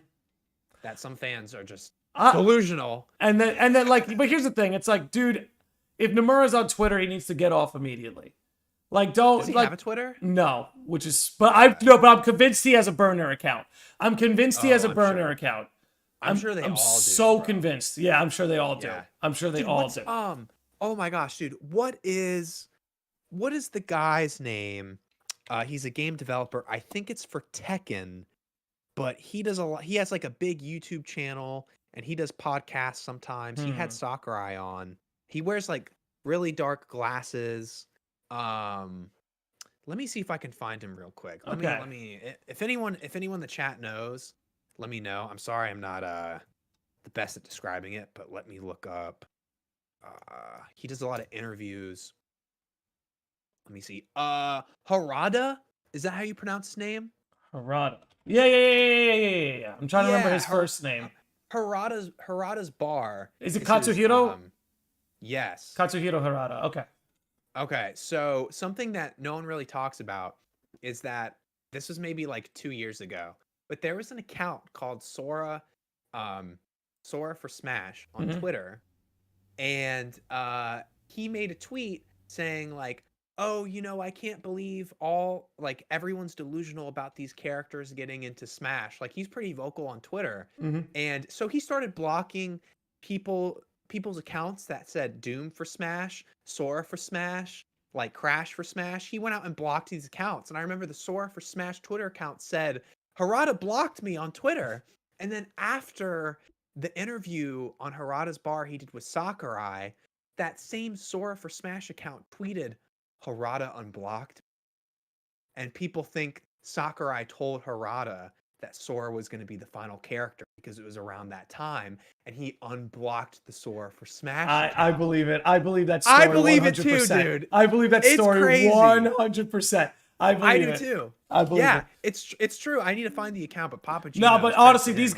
guys, I'm telling you, these gaming devs in Japan, get off Twitter. It's not good. It's Yeah, not good for the it's gaming not. industry. Don't listen to them. Don't take their advice. Yeah, We love your games because of your guys' minds and your guys' creativity. exactly. You know, Don't and look, listen to us. if there's but if there's things they're willing to wiggle on, that's one thing. But it's like I'd hate for like Yozora's importance to get neutered because somebody's tweet that didn't like him got 100,000 likes or some shit. You know what I'm Right. Or saying? some Discord When mod like when 90,000 of those likes were people who weren't going to buy the game anyway. Yeah, no, You know? 100%. Yeah. So I had the producer of Bayonetta, he blocked me on Twitter. Good. What'd you Yeah, do which is though? pretty Were you a cool. dick? No, I said or so what he did, which I thought it was funny. So he got like all the people complaining about Bayonetta, and he put like all of their tweets into one like giant banner, and he put it as his banner. So you have all these people complaining about Bayonetta, the whole voice actress situation, and he made it as like his banner on Twitter, and I retweeted it, and I was like LMAO, and he banned Oh me. my god. And he made a tweet saying that, well, some of you, if you're pretty, I won't ban. And this like attractive girl on Twitter was like, he didn't ban me, and she was like making fun of him. And I'm like, dude, these people are wild out here. Like these game But producers are cracking me up. dude, Like Jay So Silly says he blocks all English speakers. Which he you know does. what? He does. Do it. Do it. Just do it today. That the games will be Yeah. so much better. All our True. games will get infinitely better if they all do that. I'm actually not even mad. Yeah. I'm actually Yeah, not even same. mad. All you need to see is one Twitter shipping war between Yeah. Cloud, Tifa, Aerith, Zach for you to be like, yeah, block us all, mute us all, Yeah. do it. Dude, I love it. Well, his account got suspended because they thought he was a bot just blocking all these people. And Oh my it was locked. It was locked for a little bit, and then he was like, Twitter thought I was a bot because because I was He's like, no, I really am this crazy. I am. Yeah. I, It's like, dude, they're kind of like us. Like I love it. I wish I could. You're right though. They definitely have like a burner. They all have burner accounts. Dude, Nomura Yeah. even said, he's like, oh, I thought people didn't like Yozora. Like, he said something like that in an interview. I'm like, what are you talking about? I'm like, we all love him. Like, He's the best. he's literally, he's one of the coolest things you've ever come up with this series. Yeah. Like, All right, he's the coolest. Bro. Get I off want a Twitter. Yozora figure. Get off Twitter. Also, what was Umbra saying? Something about a Ventus thing? Okay, so yeah, no, Umbra just shared a theory with us here. Says, I'm the piece. So he's quoting, I'm going to say, he's quoting Vanitas in the Kingdom Hearts 3 death scene. So let's see where this goes. He says, I'm the piece of Ventus that was taken away, and you're the piece Ventus needed to be whole again. Wow. So why shouldn't you and I look exactly the same? You define me, Sora, the same way that Ventus does. We are brothers who together make a greater whole. Now he says that part, you define me, Sora, the same way that Ventus does, is very interesting. Because if Vanitas was just talking about his appearance, Vanitas doesn't look like Ventus. So what deeper meaning could he be referring to? Wow. Now that's something to think about. Insane. That's something crazy. to think about. That's foreshadowing like crazy. That's insane. Yeah. Wow. So okay. So then I guess we'd have to think. You define me, Sora, the same way that Ventus does. Dude, wow. That blows my mind. It's one of those things, man, where I'm like, I'm still don't quite know what to make of it yet, but it's something that definitely gets my brain going. Definitely gets me thinking. Yeah, because it just implies that Vanitas knows something, like knows stuff that Sora doesn't know. I think, kind of. He may even know things that, look, going back to what we talked about in the beginning, I think it's very possible Vanitas is connected to the Master of Masters. The Master of Masters names his apprentices after the 7 deadly sins in Latin, Vanitas Vanity. Like, it just can't be an accident, dude. We've seen too much. However, if Pajama Let's Play is out there, she's going to feel me on this. All those Norse names in Dark Road didn't mean shit. That is true. So, who knows? Now, we've seen that the 7 deadly sin naming trope, it has played itself out in Union Cross and back cover to a degree, but it's still unconfirmed. So, I don't want to harp too much on the Vanitas Vanity thing, but it just seems... So, Vanitas was named first, right? And let's say Nomura, when naming Vanitas, was like, oh, I'm going to name after the Latin word for vanity. And we know the way Nomura writes all these things out. So now when it becomes time to name the foretellers, why would he use the same scheme as Vanitas? And now that we know that the Master wants to trap darknesses in the foretellers, and now that we have reason to believe there's a darkness encased in Ventus, in Vanitas, rather, it lines up. Right, and he probably knows something for sure, because like the time span from Dark Road to KH3 is huge. Like, it's ginormous. So like between then, stuff has happened with Vanitas without a doubt. So when he was talking to Sora in Kingdom Hearts 3, I think he knew something. Well, that's what's crazy, and that's what a lot of these later releases are showing us, right? Is that a lot of these characters knew more than they let on. Even Zehanort knew more than he let on. You know, like, what always got me, even the first time I played it, I remember I paused for a minute because I had my theory brain was going crazy, and this is before I even made Kingdom Hearts theories. But as he's pulling up Kyrie to just fucking axe her, he goes, "You require motivation. Like, you're not gonna do it unless I take her from you. You're not gonna break that taboo and go to Quadratum unless I take this from you." So he knew what he was doing. He knew there was a deliberate sense to it. What did he say after Sora was like, why? Do you remember what he said? You know, he Sora said, was like running up. Why her? He said, why her? You know what? I'll pull it up right now. Yeah, he was like, yeah, why her? And he was like crying and running up or something. Yeah. Okay. I wonder what he says after. We gonna learn today. I'm pulling up right now, everybody. We're gonna learn. We're gonna learn today. Oh, Umbra says, I have done it. I have done it. So That's he just- about he just- forging the keys, though. That's about forging the keys. Yeah, but he didn't. I want to know what he said about, or maybe he just ignored Sora. I don't know. Let's see. I'm pulling it up now. He whacks him with the keyblade. Why her? And then he just dish rags him. He doesn't even respond because he doesn't need. I guess because he doesn't need them anymore, right? He's almost like don't need to pay attention to this anymore. Yeah, he just dish rags Sora off the cliff. Yeah, that's just about it. Okay. So nothing more we could pull from there. But that you require motivation line always threw me, dude. It always threw me. Yeah, it is. Yeah, it's just like I don't know. It's so funny because like Zehanort thinks he has this plan going, and then Luciu's playing him like a card, and then the Master of Masters is like playing him like Luciu like a card. You know, I don't know. It's kind of. I got something from Mary Scary. We got some Vanitas here. She says the way Sora defines Vanitas is referencing the scene in Union Cross. How they got that X. I don't know if you could see the message. They actually have like a anyway. When Ven attacks the untangible darkness and it sucks into himself, claiming that he can reshape the darkness with his light powers. Wow. So Sora may have, in a sense, done that to the darkness. I'm the shadow that you cast. Interesting. Mary Scary. That is. Yeah, no, I'm glad she brought that up. That actually fleshes us out a little bit. That's so interesting. Reshape the darkness with his light power. That's what Vanitas says, right? Yeah. But then he comes out looking like Sora. So Sora seems to be the one who has reshaped. Yo, Umbra's bugging. All right, Umbra in the chat is bugging. Maybe he's got a light bulb. He's tweaking. He's literally tweaking, y'all. We'll have something from him soon. Dude, that's huge. Did Sora give Vanitas the ability to grow a heart and or soul? That's exactly what he did. Because that's what that's what Ansem the Wise says. That's what Ansem the Wise says. When he sees the heart in something, it then becomes real. And that's what he's saying in Kingdom Hearts 3. He's like, why won't you stand by our side? Like he sees the heart in Vanitas, and that might be enough. That might be enough. And then he goes, I'm the shadow that you cast. How much closer could I be?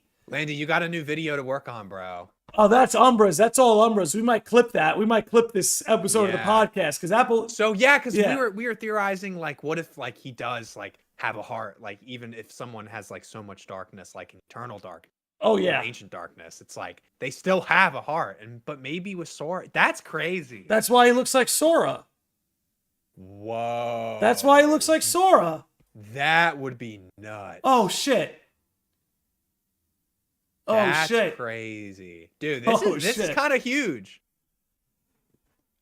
Son of a bitch. Wow. So what's okay, hold on. What here we go. What is the opposite of vanity? My gut tells me it's humility. Modesty. Interesting. And now hold on. Just gonna look something up real quick. I might be going down something that doesn't lead to anywhere, but I'm wondering. I don't know, man. All right. Anyway, that was I came up empty on that one, but I thought there might be something to dig out. But anyway, this seems to work, dude. I don't know about you. This seems to work for me. It does. I believe that. Yeah, and like Umbra just said, that's why he has yellow eyes too. Well, you know, everyone's saying it's like Sora, you have a gift to connect with others. Maybe it's like connecting as in like you can connect and actually see their hearts. Yeah, well, again, back to what Ansem the Wise said in Dream Drop Distance, when a connection seems broken, he may have the power to mend it. And I think that's exactly what we saw. That's huge. Yeah. That's huge. And we saw what that meant in Kingdom Hearts 3 with bringing back Roxas and Naminé and Shion and Ventus, everybody. But now we see how that works with Yozora and the Nameless Star. The Nameless Star whispers Yozora's name to Sora, and now Sora sees the heart in Yozora. Now Yozora is no longer just a gaming character, you know? Because now it became real. Because to Sora before, it was just Yozora was just a gaming character. But then boom, I think we got something. We might have something. Because the Nameless Star says Yozora to him. We don't hear it, but you see Sora's eyes like grow wide, like, whoa. Yeah. Like, wait, because he sees the heart in the nameless star, and then when she says Yozora's name to him, he's like, oh, he must be real. You know, he has that moment. That's interesting. Bro. That's so crazy. You're kind of blowing my mind. We're all working together. We're all you, me, the chat with Umbra, Natalie, Cheesecake. Like, we're all. What if Yozora's heart gave manifest after Sora connected to the nameless star? Oh, if Yozora's heart gave manifest after Sora connected to the nameless star. Yeah, that's kind of what I'm getting at. Is that because Sora now was not figured out, but now that Sora learned that Yozora was a real person, he now sees the heart in him. You know, it became real. And then what does Answer the Why say right after that? When a connection seems broken, he may have the power to mend it. And that's Sora's done this already with nobodies. Yes, they have a heart.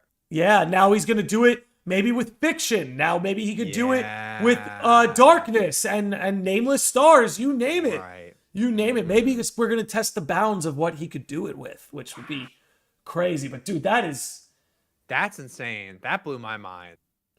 And see now here comes Kevin. Here comes Kevin saying maybe that's here comes Kevin. Here comes Kevin. Here comes Kevin. Say like maybe that's how Sora was able to recognize him as Yozora.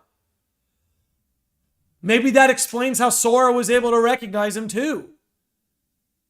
You know? Here comes Kevin, baby. Kevin with the facts. That's oh my god. And MA, okay, now Maria's chiming in. Says, and the Master of Masters says to Darkness something along the lines of, if you believe strongly in something, it ends up becoming real. If we could trace that, if you can trace me to that, what scene that is, I don't know. That's game changing. Yeah. If the Master of Masters outright said that, and we're talking about everything we're talking about right now, if we could find out exactly where that is. Hold on, Mary Scary. Oh shit, Mary Scary quoted the same thing too. If you imagine hard enough, you can make anything a reality. Oh, God. No, the YouTube chat was popping. Okay. Dude, I think we hit something. We might have hit something. Reeling the fish. Oh, baby. Cheesecake says stop. Write that down. Write that down. Write it down. Get Kevin on the phone. Get Kevin on the phone. Wow. Oh, my God. Okay, here we go. Okay, now we got Eric. Eric's been on fire all night, so let's see what he's got. Let's go, Eric. Eric the Dude says, in Dark Road, during the Birth by Sleep flashbacks, Vanitas pushed back. Hold on, lost it for a sec. Vanitas pushed back on not just being darkness, but his own being, suggesting the connection between Ven and Sora gave Vanitas a heart and made him his own being. That's why he asserts it in Dark Road. On fire. And then Eric the Dude continues, says, though Vanitas was darkness and came from darkness, after Sora and Ven connected, Vanitas becomes his own person. And maybe, I might be taking this a step too far, but maybe that's what the Master's trying to do by fusing the darknesses with the foretellers and why he needs hearts of strong wills. Maybe that's what he's trying to do, right? Right? I like the way Vanitas was able to kind of be extracted out of Ventus. Maybe the Master wants to do that with the darknesses, right? Encase them in the foretellers and then just pull them out like Zehanort pulled out Vanitas, you know? Wow. Like maybe that's what the Master's trying to do too. Oh, shit. All right. That's insane. All right, Corey Coleman, who's been around the channel a long time. Love you, Corey. Says, the Union Cross finale, the Master speaks to Darkness about the fiction, the books and games expanded the world and their games. Okay, maybe this is how the world of fiction works. Okay. Maybe now this kind of explains Kyrie's grandma's story about how those fairy tale worlds were able to survive in the hearts of children, right? Because they believed so strongly in those stories, right? They believed in them. Wow. So when the world was destroyed, that's what rebuilt the world. Possible. Don't know. We're trying to. This is some shit. Anyway, this is huge. Wow. Okay. Let's see. We got some more. All right, Kevin's back. The return of Kevin says, Vanitas seems to have a dark brotherhood with Sora and Ven, almost like being the bratty brother. Listen, take it from this middle child. He's got middle child syndrome all day, baby. That's why I love him. That's why I love him. That's amazing. Shadow Flare, my man, says all dreams are sleeping realities. Hearts generate dreams, and if you believe in a dream with all your heart, you can use the power of waking to bring it back to the waking world's manifesting reality. But doesn't Kingdom Hearts 3 kind of argue that's a taboo? Right? Yeah. Kingdom Hearts 3 is kind of arguing that's a taboo. I wonder. Jesker James, my man, says, what if that is the real reason nobodies could grow new hearts? Like the ones who connected to Rocket, the ones who connected to Roxas began growing new hearts because of his connection to Sora. And this is why Ansem the Wise says all of his research amounted to nothing compared to that one boy's heart. It ruined everything. Everything Ansem the Wise thought he knew was ruined because Sora is doing exactly what he's doing now. And then, so Brain has something to do with this. That's where I'm going to take this. Yeah. I think Brain has something to do with this.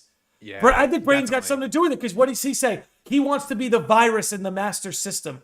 What if that's what Sora is? What if that's what the Child of Destiny is? Exactly. It's just this virus that, makes men like Ansem the Wise, who studied the heart his whole life, go, I got to throw this all out. It means nothing now. Like, so this one boy, this one dude's heart ruined everything I'd been working for.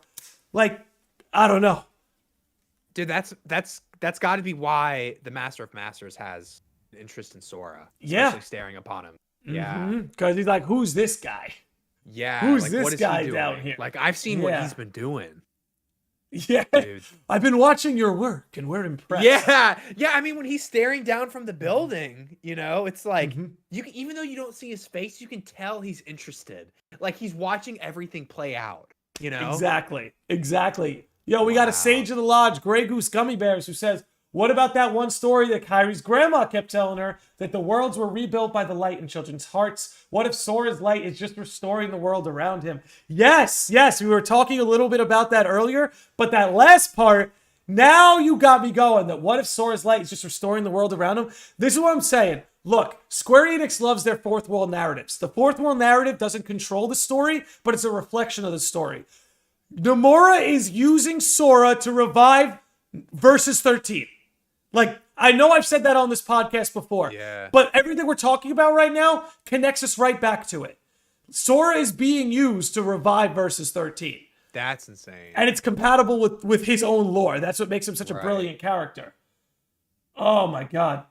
Stilette Lorette. This is wild. This is very wild. And this is why I love getting the chat involved at the end, because I feel like we spend an hour just aggregating all this stuff, and then we're like, all right, let's open it up, and then we all come together and just like start piecing it. But Stilette, everyone's helped. Yeah, dude, 100%, insane, 100%. Stilette Lorray says this just goes back to the theory that the world of fairy tales is just a simulation in the real world, unreality. Exactly, and that might be why Unreality looks at our reality, for lack of a better term, and goes, "Oh no, they're the fiction," because those are different rules than ours. Our rules are like the rules. They've got these weird rules over here. Right. Dude, this is kind of crazy. My Lord, this is crazy. I'm sorry, guys. I'm sorry if I can't keep up with the chat, because there's a lot of chats. I try my best to read as many as I can, so I'm sorry if I miss any of your stuff here tonight. Also, I gotta use a little Kingdom Hearts room real quick. You go for it. You go use. Yeah, baby. You take care of it. Y'all keep going. Yeah. I'll ride solo with the chat. All right, Stilette says, Landy Lodge on Brain. Do we think Brain let Luxu read the Book of Prophecies to allow paradoxes, allowing a time-traveling Zehanort? Ooh. That's right, because the Master said, can't have you causing any temporal paradoxes. And then maybe Brain lets him read it, and like you're saying, Stilette, I really think that's possible. You might be onto something there. I like that. Corey Coleman says, darkness creates the stage of stories and then destroys them. Light made order and prevents the world/story's destruction. And then they fight in those stories about it. Yeah, it's all almost like a play. It's like an act. Everybody has a role, and maybe the Master sort of understands this, right? Everybody has a role to play, and everybody has to act it out. Yeah, exactly. Eric the Dude says, if Master of the Masters was intrigued by Zehanort, just imagine how much Sora would intrigue him, man. Yeah, and you sort of see that they're looking for candidates, right? At the end of Dark Road, you see Luxu, right? They liked Baldur, and they were like, Baldur doesn't fit. And he was like, but this Zehanort guy, though. And now maybe the same thing with Baldur. They're like, this Zehanort guy doesn't fit, but this Sora guy, though. It might be the same thing, Let's see. Eric the Dude, versus 13 comp sets are coming back to Kingdom Hearts through Verum Rex Quadratum Yozora. Remember the Kingdom Hearts 3 trailer quote, if you can imagine a world and believe in it and dive in, unreality, fiction. And to me, I almost feel like that's Nomura saying, hey, I have this world in my brain. I have this world of Quadratum and unreality, and I want to tell it. I want to dive in. I want to flesh it out. I feel like it's almost him firing that back at us. Tree! What I miss? You didn't, just spitting out a few of people's chats. We're up to Kevin now, who says, I always found the prophecy of the Child of Destiny to be quite interesting, as it is something very akin to the prophecy of the Chosen One in Star Wars. Yeah. So maybe this ends with Zehanort throwing the Master of Masters, like, into the fucking ether, and he, like, dies in the process. Could you imagine? I would love that. That would be crazy. Oh my god, dude, there's so much. There's no way I could get to all of this. Dude, I'm overwhelmed. This is insane. I'm overwhelmed. Okay. Magical Valkyrie says the only thing that is even if Nomura is trying to revive Versus 13, he's going to need to separate it from the actual 13 lore and just make it into something his own. Yeah, it's going to have to take on a new identity. And I actually think that's what the Kingdom Hearts of it all is all about. Right? Because what is Yozora? Yozora he's Noctis with a Kingdom Hearts filter on him. Right. Exactly. At the end of the day.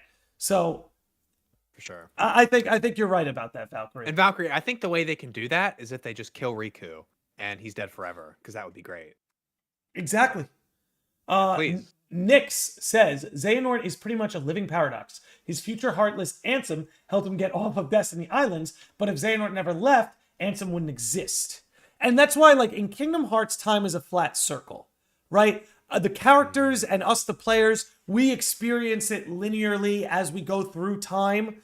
But time itself is pretty linear. Because like you're pointing out here, Nyx, like, yeah, Ansem came back to allow Zehanort off Destiny Islands. But that can't happen unless Zehanort leaves Destiny Islands in the first place. But if it's a future version of himself that triggered him to do it, it's a paradox. It's a virus, you know? Right. All right. Jimmy here says Strelitzia is also someone with a bright heart of light, and she is the other Kingdom Hearts person we see straight up sent there. Yeah, she could be a vessel for darkness. Definitely. She could definitely be a vessel for darkness. In fact, hold on. I think Sora could be. What does Strelitzia translate to? I don't know. I think it's star. I'm pretty sure star. Strelitzia translates to star. I don't know if anybody in the chat knows the answer to that one. But let me look this up, because I might have something. Let's see. Strelitzia is a type of paradise flower? It's a type of paradise flower. Let me see. Tropical flower. Tropical flower. Okay, never mind. That's another one that came up. The bird of paradise? I thought her name was the bird of paradise flower. It's a flower. In flower language, it means of freedom. Interesting. Of freedom. That's cool. Now that's something to think about. Oh, I'm gonna fall down a rabbit hole of that. Cause dude, that brings up like the whole topic of like free will too. Yeah. Which is what Zehanort had. And like we learn more about in Dark Road, which I think is really I actually wonder if that's actually the tragedy of Zehanort. I actually think he may not have had a free will at all. It seems like I don't think any of this was his choice. His whole life, he was being co-opted by people with an agenda. Whether that agenda's good, evil, bad, whatever. That's interesting. He's born as a baby, gets separated from his mother, gets sent to Destiny Islands as some chosen one. And who decided he was a chosen one? Some dudes in a room? Us! Like we us. did. No, we did. The player, yeah. But like people decide he's this chosen one, and as a baby, he gets separated from his mother. He gets raised by this hermit on Destiny Islands, and then he gets sent to Skalad Kylum, where everybody there treats him like he's super important. And then before his Marika Mastery exam, he meets the Master of Masters, who sends him on the tour. Like, it's just constant intervention of people with higher agendas pushing him in different directions. Even Lushu, dude. Lushu was under his nose the whole time and was just pulling those strings. It's I feel like that's the tragedy of Xehanort, is that like Yeah. he never had a choice. He was always being pushed in different directions. And that's why I think you're going to see him come back, because he Yeah, needs to definitely. redeem himself. Ericus redeemed himself, right? He tried to strike down his own student, but then he redeems himself by working with Terra, helping the Guardians, and in a sense, even saving his Yeah. old friend Xehanort. But true, Xehanort too. never redeemed himself, and I think he will, because that's the story of Kingdom Hearts. That's the right. story of Kingdom Hearts. You know, you were talking about earlier in the podcast about Luke and Vader, how no one's ever really gone, and how your mom Right. said, Lewis, even at the very end, a person can People see can the light. switch. Yeah, exactly. What if that's what Xehanort's acting out right now? If he goes, you know what? I've got one more life, this 14th life. I got one more shot to just not be a puppet of destiny. Not be a puppet. Go I ahead. kind of got that vibe from sorry, I didn't mean to cut you No, off, you're but good.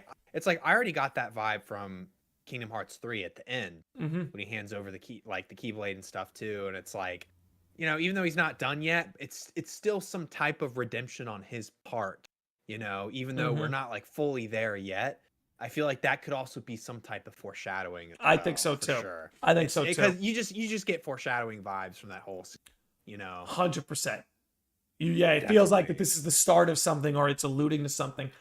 Grey Right. Goose Gummy Bears says, do you think maybe Love that Xehanort is a reflection of Nomura self-inserting himself into the story? Kind of like how Kentaro Miura puts himself in Guts. I think there's a degree of that that's true. I think Nomura almost likes, if anyone's familiar with Dungeons and Dragons, he likes to be the dungeon master. So he gives these villains such a control over what's going on, right? Where you see it with Xehanort, you see it with the Master of Masters. I think it helps him write. And if I'm not mistaken, I think what Nomura and a lot of these devs have been trying to get at is like, every story is the same at the end of the day. It's a battle between chaos and order. Whether you're watching a rom-com or Lord of the Rings, it's a struggle to balance chaos and order, and for protagonists to overcome their flaws. Like every story is the same, and I almost wonder if Nomura and the devs are like, can we escape the battle of light and darkness? Can we escape the battle of chaos and order? How do we do something that's different from that? And I believe that's what the Master of Masters is trying to achieve. I think that's what Xehanort was trying to achieve. Right? An empty world, pure and blank. Go ahead. Eron, if I'm mispronouncing that, said, do you think Sora and Vanitas will become a singular being? I think someone can maybe try to make them a singularity or something. What if that's another big plan too, to just merge them together? Wasn't there a chapter of Dark Road called Singularity? Well, there's a whole emphasis on the word singularity. Yeah, with Xehanort. Oh, Xehanort is the singularity. That's what it was. Right. That's what it was. Which makes sense, because he's able to kind of Did Master of Masters say singularity too? Did he say that? I think so. I think he might have been the one that said it. We'd have to check. I think he did. Yeah, I think he did, which would be more interesting, I think. I don't know. It's possible. The Tyos, I think I'm saying that right, says, forgive me, what if Xehanort took control of his own fate a lot early on and refused the will of everyone? That's what I think young Xehanort is. That's really what I think young Xehanort's going to be about. And that's why I think it's going to be a young Xehanort in Quadratum. Because I think that's exactly it, Tyos. I think he's a younger version of himself is going to try and kind of usurp that, for lack of a better term. Umbra says, yes, Master of Masters is the one who said singularity. Interesting. Oh, wait. Xehanort's the virus. Xehanort is Brain's virus. Xehanort is Brain's virus. He's got to be. Or part of it. Because think about it. Brain is in that version of Scala. He's in Missing Link. We've seen, maybe not how it ends, but where it goes, where in that version of Scala, he gets sent off to Destiny Islands. And the Master calls him this singularity, right? So it's almost like an acknowledgement of like, oh, you're different from the rest. Oh, you've sort of transcended the rules of this reality. You're this singularity. Right. I wonder if Brain is the one who set Xehanort out on this path. Maybe. I have to wonder. Or maybe like Brain as in Lushu? Or no, Brain. Okay. Because I'm thinking like I don't know, man. It's kind of if that were the case, then that would make total sense. Yeah, I think so. Wow, That's crazy. Oh dude, god. dude, I'm feeling like 2 or 3 videos you can make from this Oh, podcast. we can cut some clips. We can cut some clips out of this one. We can cut some clips out of this one. 100%. We are coming up on 2 hours. Okay.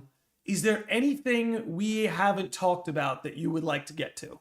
Or is there anything currently picking at your brain right now? I mean, honestly, I've been thinking about that Vanitas shit all like ever since I finished it. Nothing in particular. So just to help clarify things for me. So when the foretellers show up at the end of Kingdom Hearts 3, they have that ancient darkness in them, right? We don't know. Like, we don't know for sure. But I believe so. Okay. I believe so. We don't know for sure. It's not anything that's been confirmed. But we don't know. If that makes sense. Because I'm interested if they are in them, then I'm really interested to know how it happened and who did it, you know? Mm-hmm. So. Yo, shout out to Josh Z dropping a $5 super chat on us. Yo, let's go. Says, with all the focus on bloodlines, I need Missing Link to introduce Kairi's ancestor. She has always been a big mystery in terms of why she is alive. It's got to be one of the foretellers. It's got to be. It's got to be Ava. I honestly think it could be Ava. I think Ava could be related to Kairi. I thought that's been a theory for a long time. No, I could see that too. And I definitely think it's possible. But let me just say, Josh Z, thank you for that super chat, my dude. Just know all I could ask is that you come in here and hang out. You never need to do that, but thank you, dude. What do you think? Wait. So wait a minute. So what do you think the other ancient darknesses look like?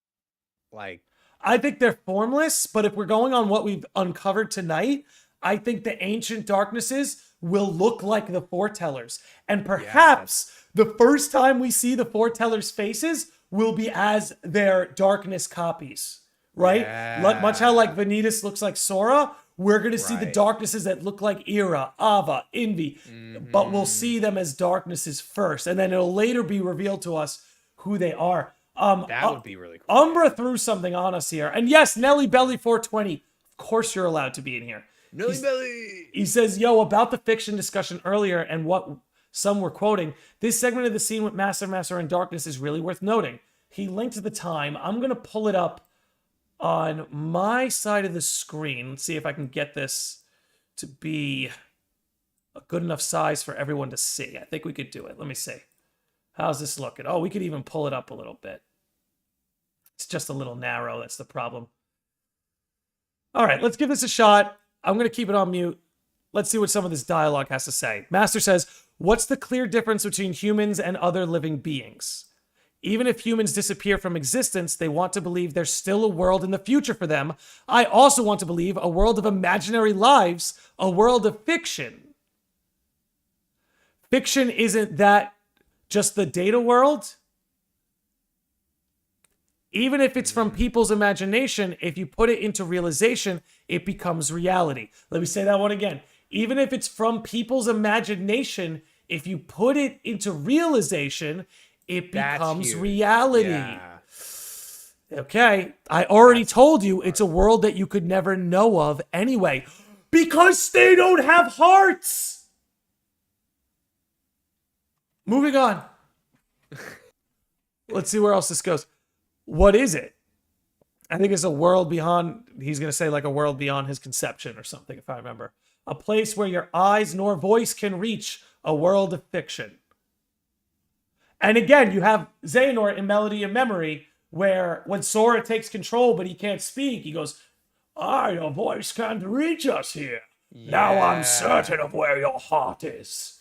Right. Like, right. The dude knew, dude. He knows, knew. Even the conjured up dream Zehanort knows. You know what I'm saying? That's insane. It's crazy. Absolutely, dude. But wow. Yeah, Eric the Dude says darkness doesn't dream, only hearts do. But now that Vanitas, and maybe that's why we'll be able to see Vanitas in Quadratum. You know, because he has that heart, so he's able got to that kind of heart pull now. that. Maybe he's up there watching. Maybe he's the other person. Maybe he is. Oh man. Because, you know, I mean, also, well, you know, everyone thinks, I mean, you know, everyone's saying like that's definitely Master of Masters, whatever, on the same building. You know, But we a don't curveball know. that I could see. It could be because, you know, Zehanort and Vanitas hang out all the time. They're buddies. You know, yeah, they're buddies. Yeah, Everyone knows and it's they're so buddies. funny because his best friend looks like Sora, which is so funny. But yeah, so it's like maybe they're on top of there. I don't know. That would be insane. Oh yeah. Did I miss? Oh, I think I might have missed a super chat from Grey Goose Gummy Bears. Hold on. I might have missed a chat from 20 Mr. Grey bucks. Goose. Wait, did you see it? I think I just saw it. No way. It's all the way up. It's oh no, Grey Goose. I hope you're still here, okay. man. Oh He says, God, "Damn, I hope connecting you're the dots. Happy holidays." Oh, dude, no! I gotta find this. Oh, I missed it. Let me see. Are you still here? Here it is. Are you still here, Grey Goose? He's a sage. He says, "Yeah, there it is. Damn, connecting the dots. Happy holidays." A $20 super chat? Are you kidding me? Grey Goose, where you at, bro? Where you at? Oh God, I hope he's still here. I hope he's still here, man. If he shows, Are you here? Are you here, Grey Goose? If he shows up after the fact, I hope he drops in the comments below, man. Is he in your Discord? Yeah, I think he is in my Discord. I could always reach out to him there, but I do hope he's still in here. Maybe I will tag him. Let's see. Orion says, "Do you think Sora will find a way with Xehanort's help to use the power of waking without drawbacks?" Interesting. I don't think so. Because Zehanort, at least young Zehanort, implied that he used it differently. You know what I'm saying? He kind of like, that's why he kind of taunted. He's like, it's not for work. It's not, I forget which order it's in, but like, it's not for using hearts to traverse worlds. It's using worlds to traverse hearts. Or something along those lines. But yeah, I'm going to go find Grey Goose in my Discord. Give him a little shout out. I added him and I said, "Homie." Oh no! I lost you for a second there, dude. Are you still with me? Oh, because I opened up Discord in another tab. I'm an idiot. All right, give me a second, y'all. I'm going to fix this. Voice has been disconnected. Reconnect. Oh. You're coming back, Tree. We're switched sides. Video switched sides on us. Turn on that camera. Was weird. Yeah. Okay. Well. Oh no. Okay, we're back. Oh, we're switching. We're flipping around. That was funny. All right, we're good. All right. You tagged him. Okay. I'll follow up on that when the podcast ends. Okay. Because now we know we're doing this on Discord. Yo, Jim the Grackle says, "What if Yozora saves Sora? He's crystallizing, making him the crystal that powers his people. Much like it versus..." Okay, I read that too fast. What if when Yozora saves Sora with the crystallizing, making him the crystal that powers his people, much like in Versus and 15, this time the power of light being the ability to have hearts. Yeah, maybe that's why he's crystallizing him. Because maybe they are trying to harness people that may have that power. Grey Goose is still here. Hallelujah, Grey Goose is here. Let's go. Says, "Ella, I'm still here. I need the top shelf content with the Chocoboss." Well, now with that, Grey Goose and Jim, thank you so much for the super chats. Those are so generous. Again, guys, you don't have to do any of that, especially those of you who are already sages. But thank you. It really goes a long way. Really goes a long way. Everyone's like, "Grey Goose is here." I know. Like, I feel like if the chat, everyone is here. Yeah. I feel like if the chat, like as Grey Goose was like, "I'm still here." If you saw that video of like NASA when the moon landed and everyone's cheering and high-fiving, everyone's like, "Grey Goose is here! He's here!" That's amazing. Jessica James says, "LOL, Yozora turned Sora into a battery." Basically, who knows? Who knows? I mean, we've seen that trope. Right. We've seen that trope. Oh man. Damn, this is wild, dude. This is one of the longest podcasts we've ever done. This is one of the dude, there's like a good 5 solid videos. We got some clips. We could do some clipping. Yeah, there's some clips. We got some clips. To be candid, if you want to clip anything and put it on your channel, you're good. You're always more than welcome. No, thanks. I and if any former guests are watching this, you all have the freedom to go to the podcast we've done, clip some cool shit you said, and put it on your channel. More than welcome. Yeah. I just try to say that every once in a while, let people know. No, that's awesome though. That's you know what I mean? Yeah, dude, 100%. Sora existing as an engine for Quadratum residents to gain hearts wild. That Dude, is it'd be wild. so dark. And they'd go collecting them, right? They'd go around collecting them. After all these years, someone's gonna try and collect his heart. I don't Is know. this what Luke Sword meant by impressive? Is it not? Like he was maybe just straight up just talking about Sora and was like, you see what that dude can do? You see how he can like really change everything? What was outside the window? Or did they show, or was that the original versus That's the 13 original trailer? versus 13 trailer where they show you what's Okay. out the window. The Kingdom Hearts version is purposely withholding it from you, which I think is interesting. Yeah, I wonder if that's I don't know. Oh. Wow. Umbra says, how does the wild card play into that, though? Ooh, somebody told me a good wild card theory the other day. I can't remember it. But all I know is the wild card is like, it's going to be an anti-Lushu move or an anti-Master of Masters move, right?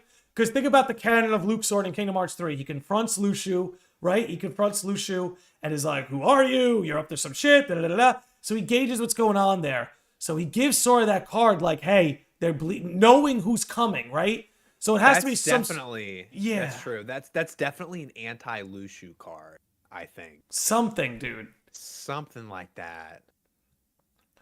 And is it something that Sora can take to Quadratum? And maybe there's something about Quadratum that gives it a special power, right? Maybe in reality, it didn't carry any weight. But in Quadratum, it's like activated. Hence, that's why it could turn the tables. Because like, here you go, take this. Because if you end up getting sent over there, you're gonna need this. What if instead of the airships from Versus 13 that they showed, what if it was like the big Heartless from the KH4 trailer?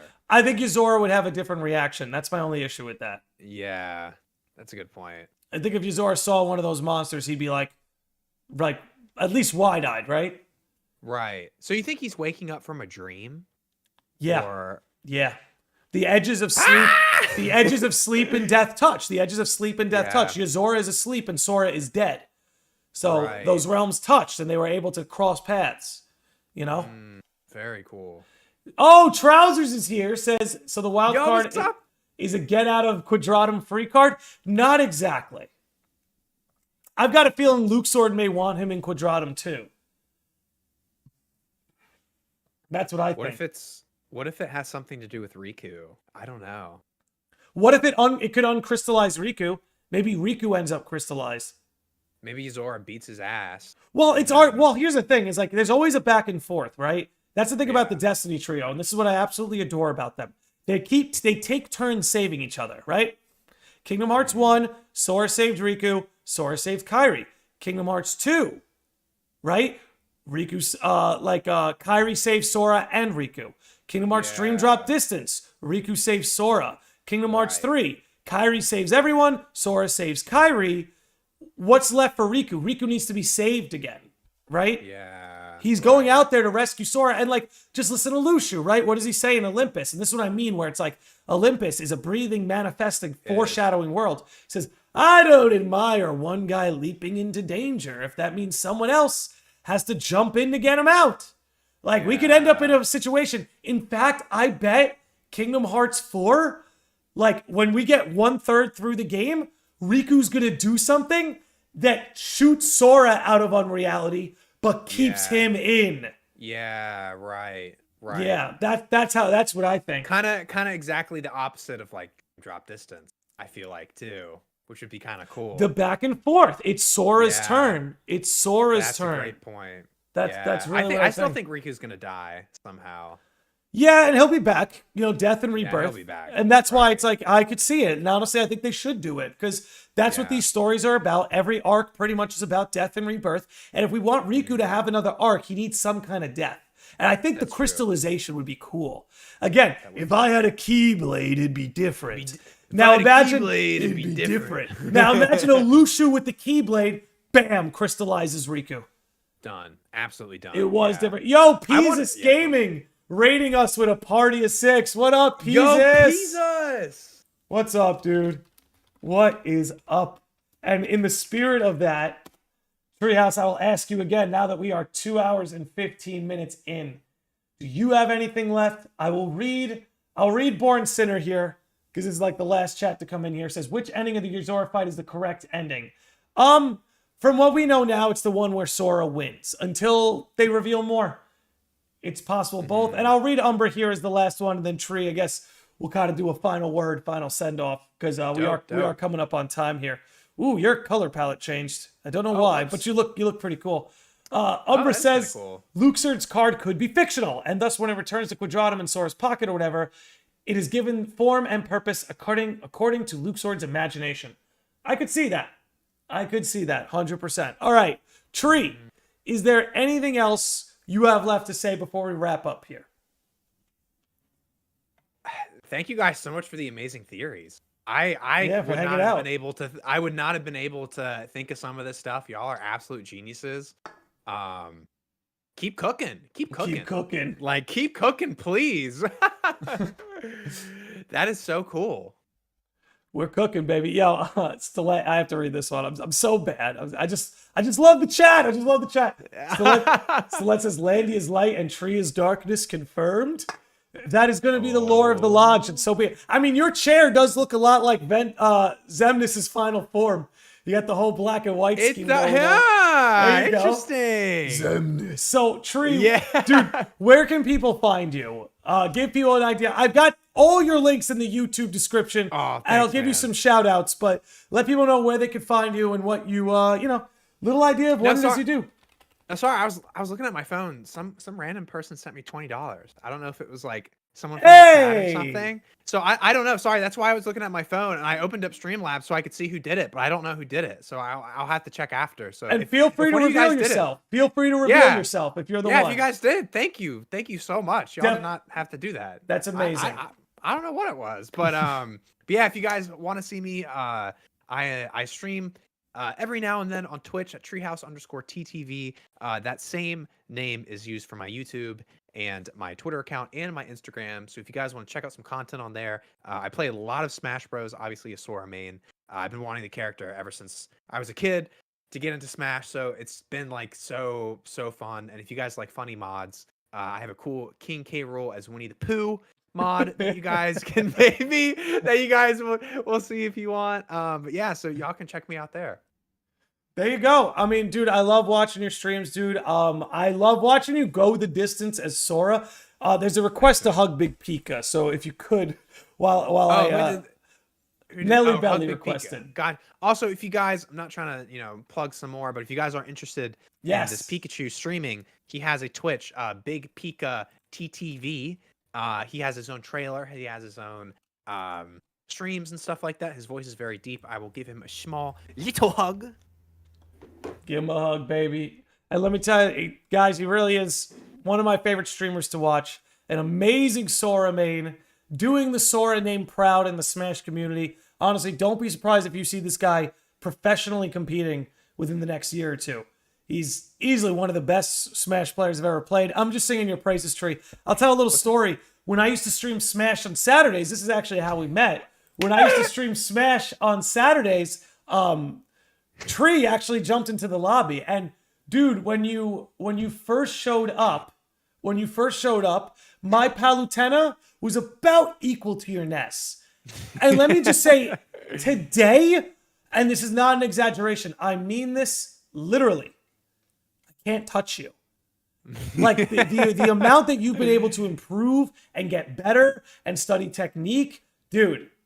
Oh, thanks. Dude, no, I really can't wait to watch you continue to grow. I really can't wait to watch you continue to compete. I think you're gonna do great things, and I'm glad there's someone like you out there representing Sora in the Smash community. Thanks. Look, man. I appreciate that, dude. Of course, man. You know you're always welcome in the lodge.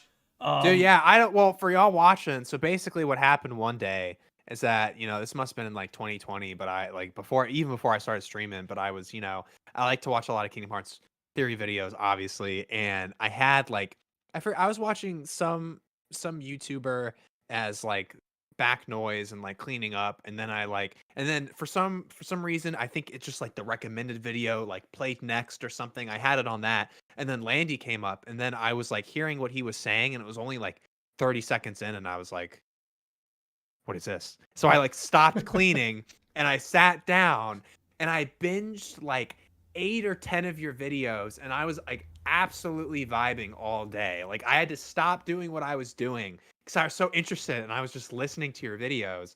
And then I saw one day you're like, oh, we're live with Smash, and I was like, oh, I like this guy a lot. I get to play with him too. So I remember I went in there, and that's how I met our friend PV too. Was through those arenas and stuff like that. And I don't know. It was just so fun, and it was just so crazy to think of a time like that. That was different. Time flies, dude. Time flies, and like here we are now. You're crushing it. You're big peaking it. You're coming up on You're coming up on 5,000 followers on Twitch. If you could all help us close that gap, coming up on 5,000 on Twitch. But look, this was an amazing podcast. Thanks so much. Historic. Thanks so much for coming on. Definitely historic. Dude, anytime. Thank you so much for having me. I always love coming on here too. Dude, I love having you on here. We'll do it again soon.